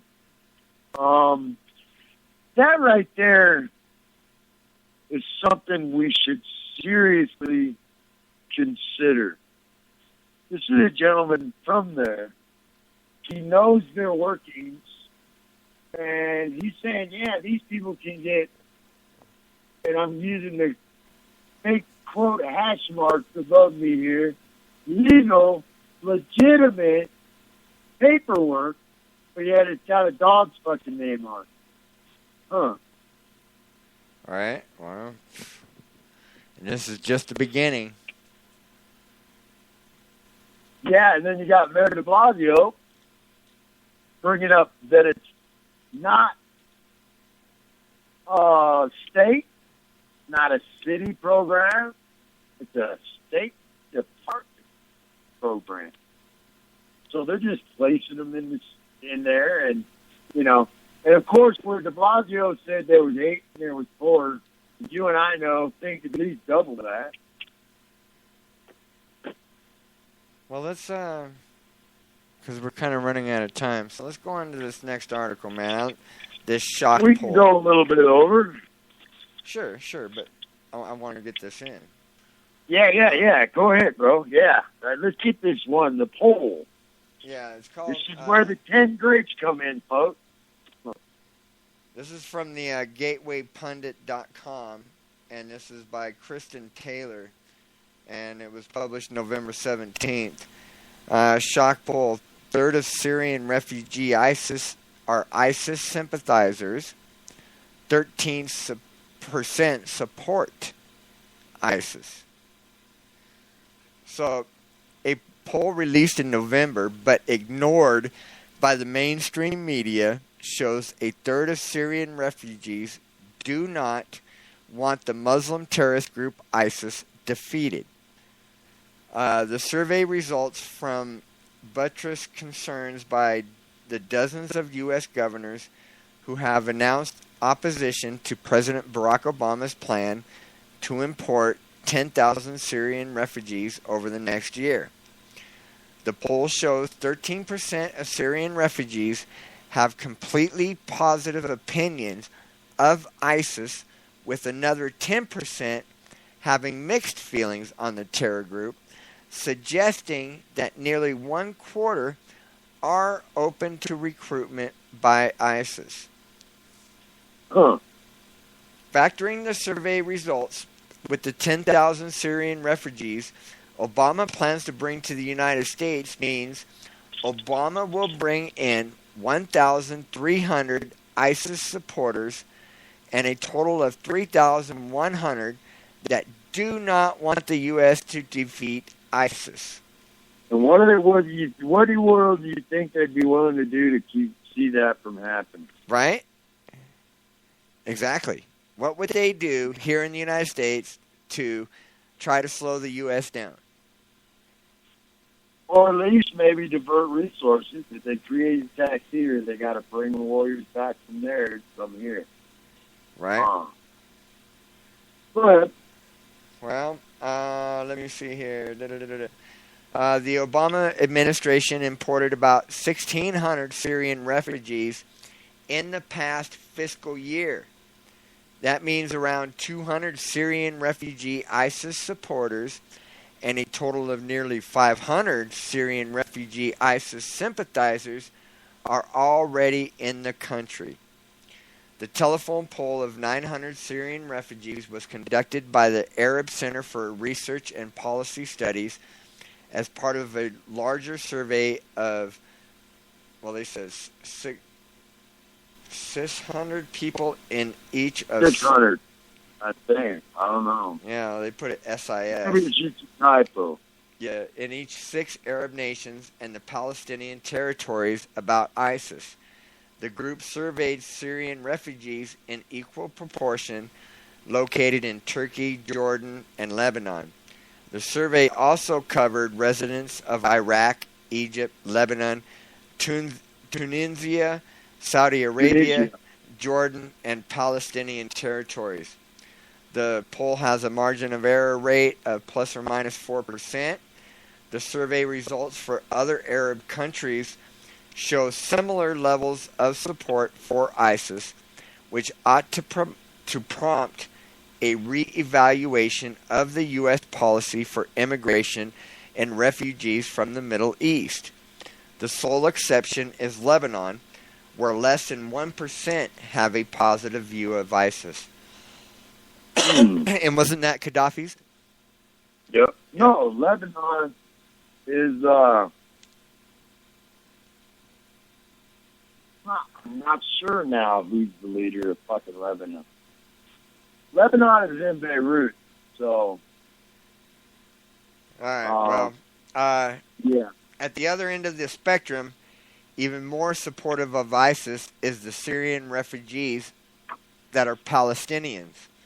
The survey shows 24% of Palestinians have a positive view of ISIS, with another 36% only having a somewhat negative opinion of ISIS. The survey also shows Palestinians as the only group where less than 50%, actually 48%, support the defeat of ISIS.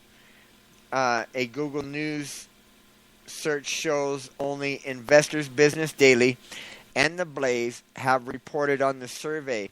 In Canada, which has pledged to take in 25,000 Syrian refugees, it appears only The Rebel has reported on the survey.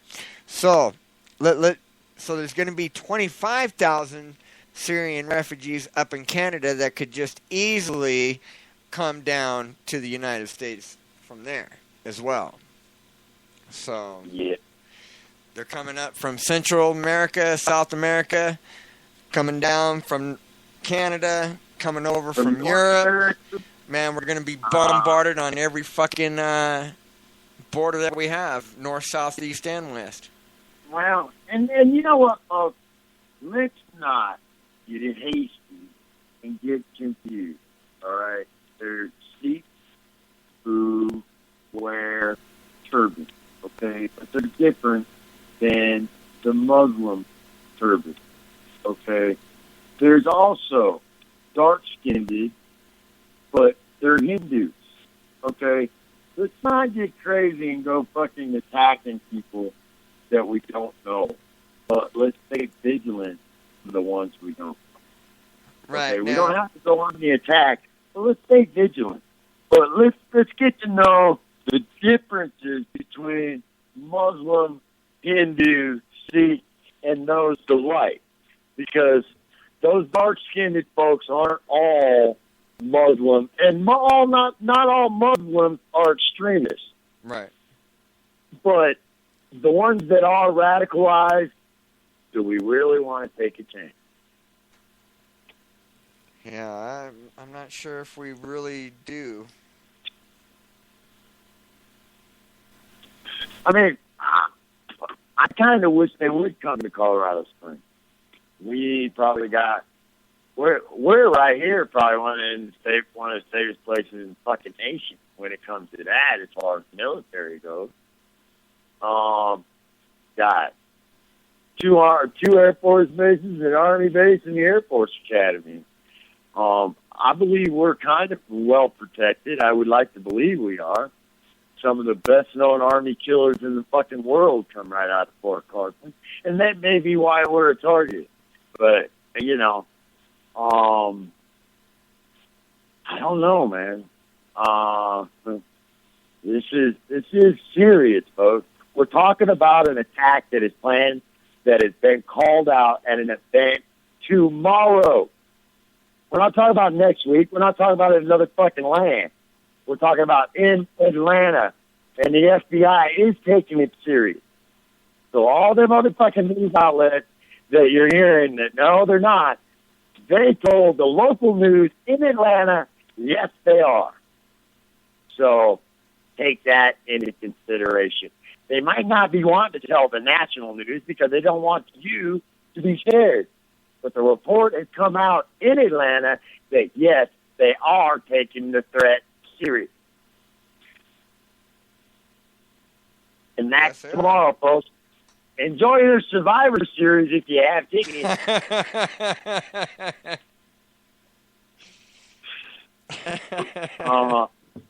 Dude, I don't know. I mean, it's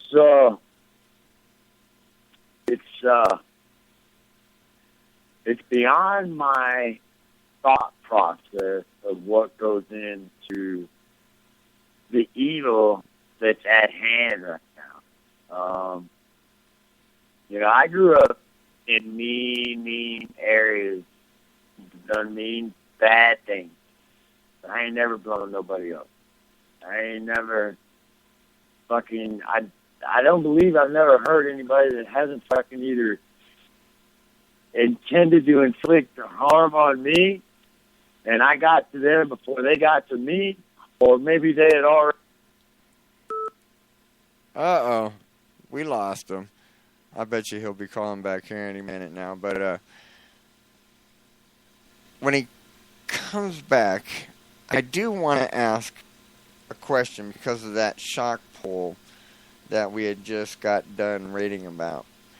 Now, okay, they were saying about these people being ISIS supporters. Oh, here he is right now.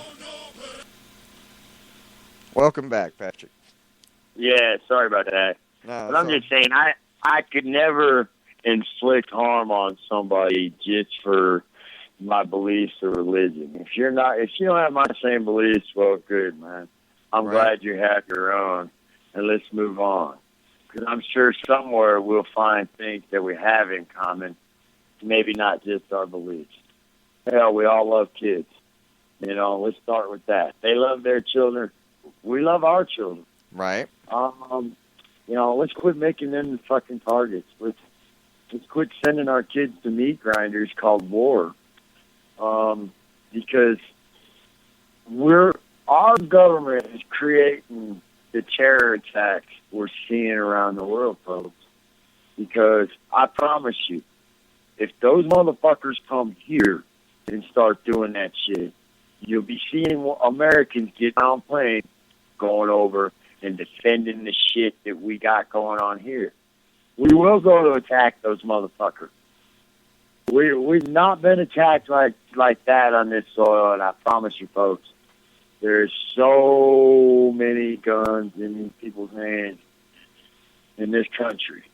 Right. That, man, if these motherfuckers come, they're going to find that there's not as many innocent victims as they'd like to find. And you know, I'd hate to see truly innocent refugees get caught up in that. But once one attack happens, shit's going to hit the fan, folks. Oh, yeah. Shit is going to hit left field. Not only are we going to have to deal with martial law, but we're going to have to deal with fucking all kinds of crazy shit. And it's coming. I'm afraid it might happen tomorrow. I don't know. Anonymous hasn't been wrong on too many fucking things. I have to give them people credit. Whoever they are, I have to give them that credit. They have not been wrong on too many things. When they get into it, did they bring down and expose the KKK here in America? Yeah, they did. They exposed our elected officials. Did they bring down the ISIS Twitter accounts? Yes, they did. So if they got a hold of their Twitter account, in fact, I even found out that Anonymous got a hold of the KKK's Twitter account, and they never give it back. So, and what my point is by giving these guys credit is by saying they're not wrong. They don't give us information that is not right. And why would they come out with a specific Atlanta Survivor Series WWE? Why would I was confused whether it was the WWF or E. Yeah, it's the E. But, you know, why would they come out with that specific if they didn't have the intel and the information? Because Anonymous don't give out information to scare us, folks. They tell us, do not be afraid. Right. So, and then all of a sudden, the FBI picks up on it and says, yeah, we believe it's credible. Whoa. That is, to me, that's scary. When fucking Anonymous gets the information before our FBI. Right. And they're the ones supposedly paid to protect us. And the only reason Anonymous got it is because they went after the hacking. The Anonymous, or the ISIS, fucking the ISIL, they went to war with them electronically. They've literally fucking called them out and said, we are coming after you. You fucking post a video, we're going to get your fucking URL, and we're going to hack your ass. We're going to fucking hunt you down. They did it with the KKK in Ferguson. They did it with the government officials. They've done it with other things, and they've not lied. They've not given us bullshit information. That's why I'm saying we need to take this serious, folks. Let's not take it with a grain of sand while we sit in front of our TV watching fucking football. Let's think about this. Do we want fucking... If a man hands us a handful of grapes and says, one of them, maybe more, is poison, are you going to fucking eat them? Are you going to fucking take them anyway? Even though you love grapes, even though they look so tempting, are you going to fucking eat them? I don't know. I'm not.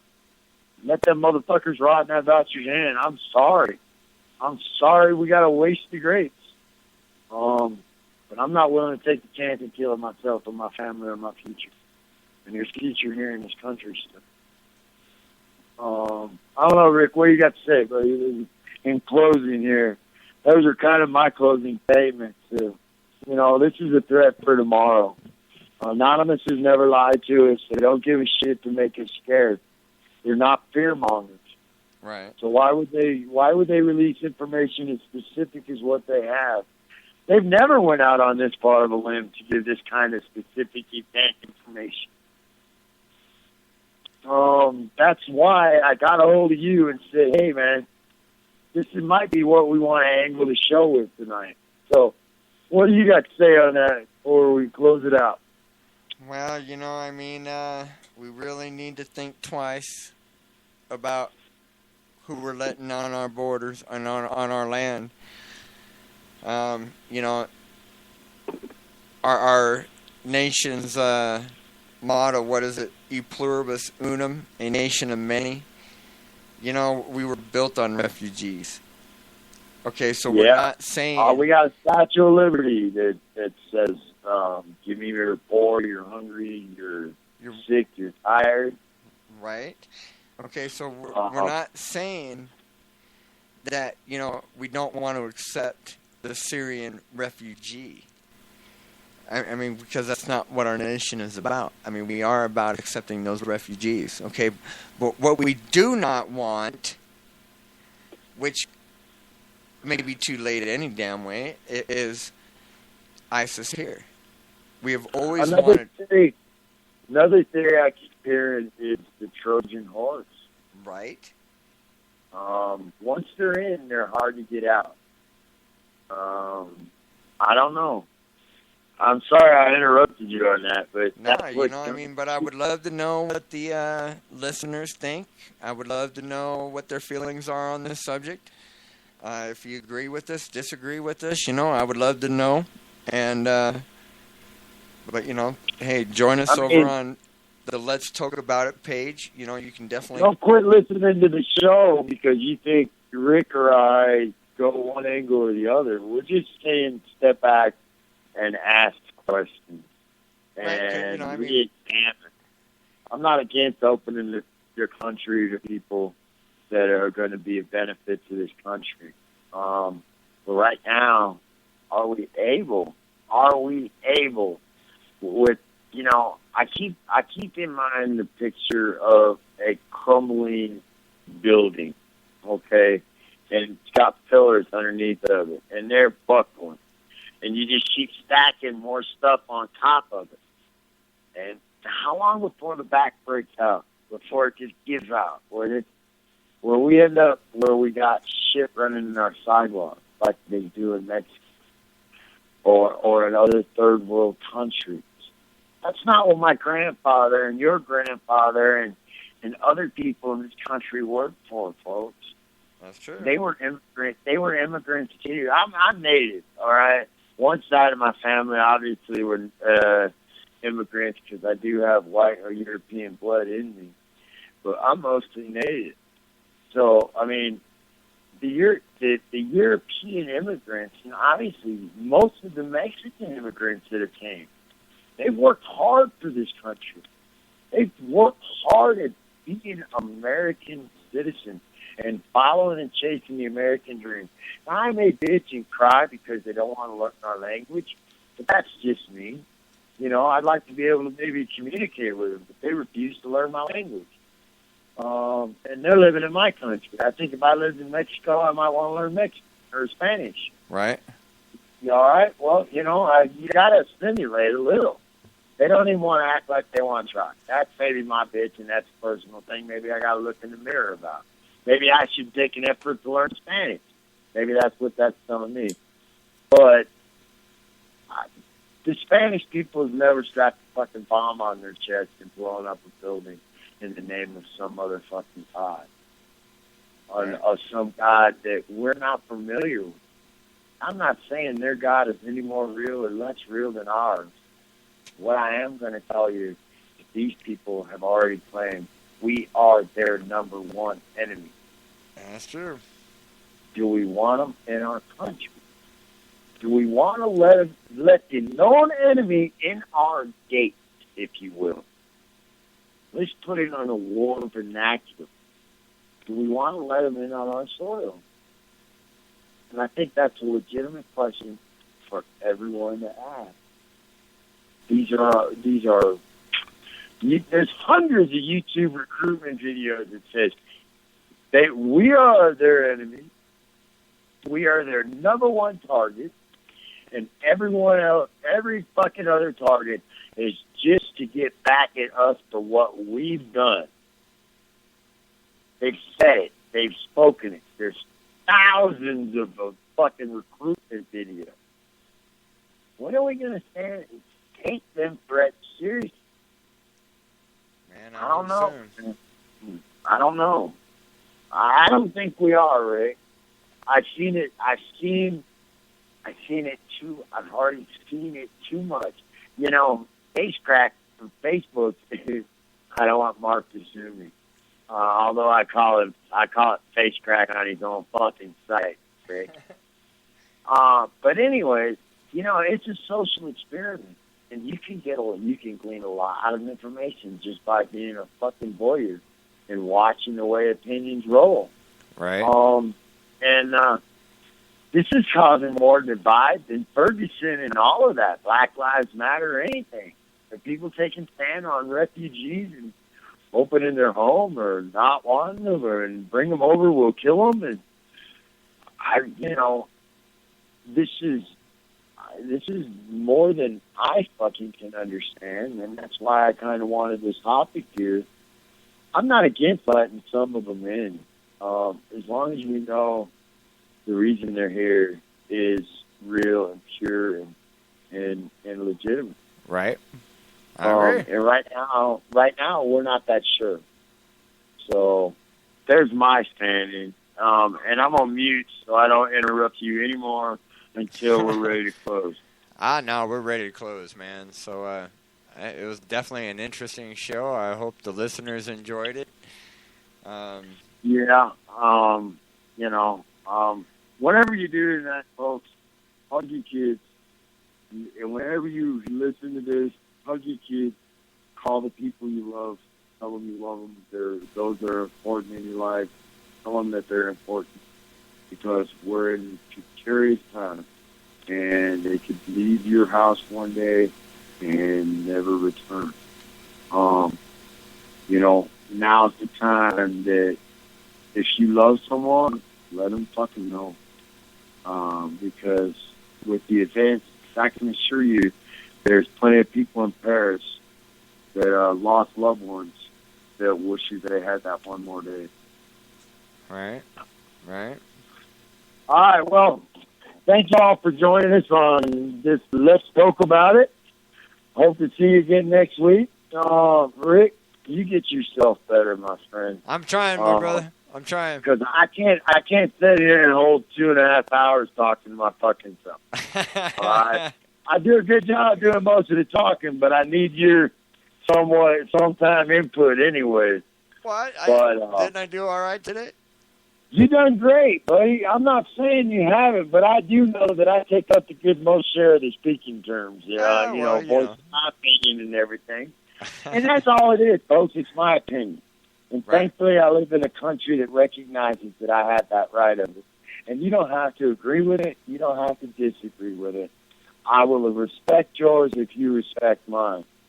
But I hope we get this not only to the kitchen table, but to the water cooler in the morning or a Monday morning to discuss and make it real. Make our representatives and our Congress and our Senate know that, you know, we need to step back and look at all of the information we have.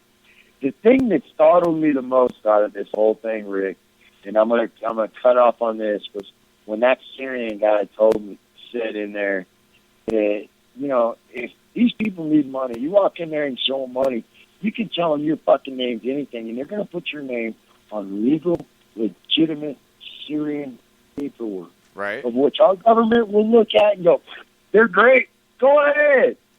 Yeah. And not bat an eye. Therein lies. That right there is the one that made me say, whoa. You know, it's one thing to say we vetted these people, but who did the initial vetting that got us to this point? Right. I don't know, man. I don't know that we can trust other countries to do our vetting for us. And they're here. They're coming here already. So, I don't know, man. I don't know, man. All we can do is, you know, read you guys and talk about the articles that we read and, you know. Just start talking about it and make it a conversation. You know, that we've got to ask these questions. That's the biggest thing. Don't close the door. Don't say no to all of them. Just say no to a lot of them. Say no to the ones that are questioning. How do we know which ones, though? Because of the paperwork. Damn it. But anyways, we got to go, folks. Hope you have a great week. Hug your kids. Love your family.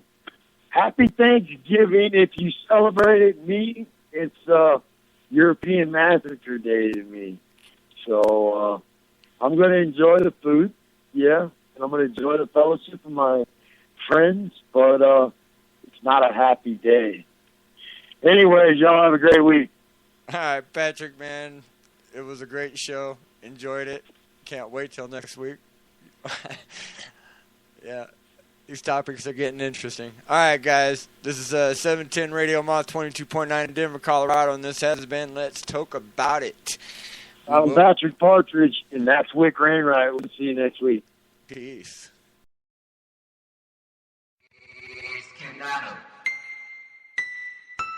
TH Custom Promotions. That's right, TH Custom Promotions.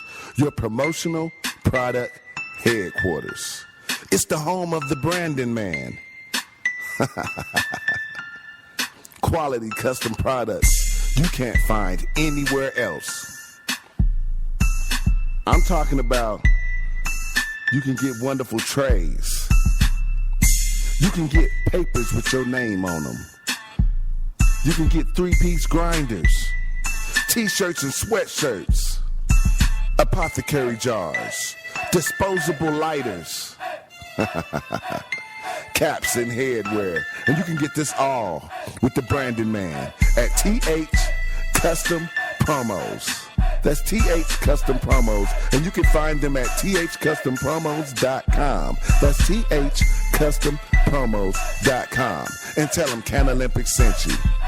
I'm different.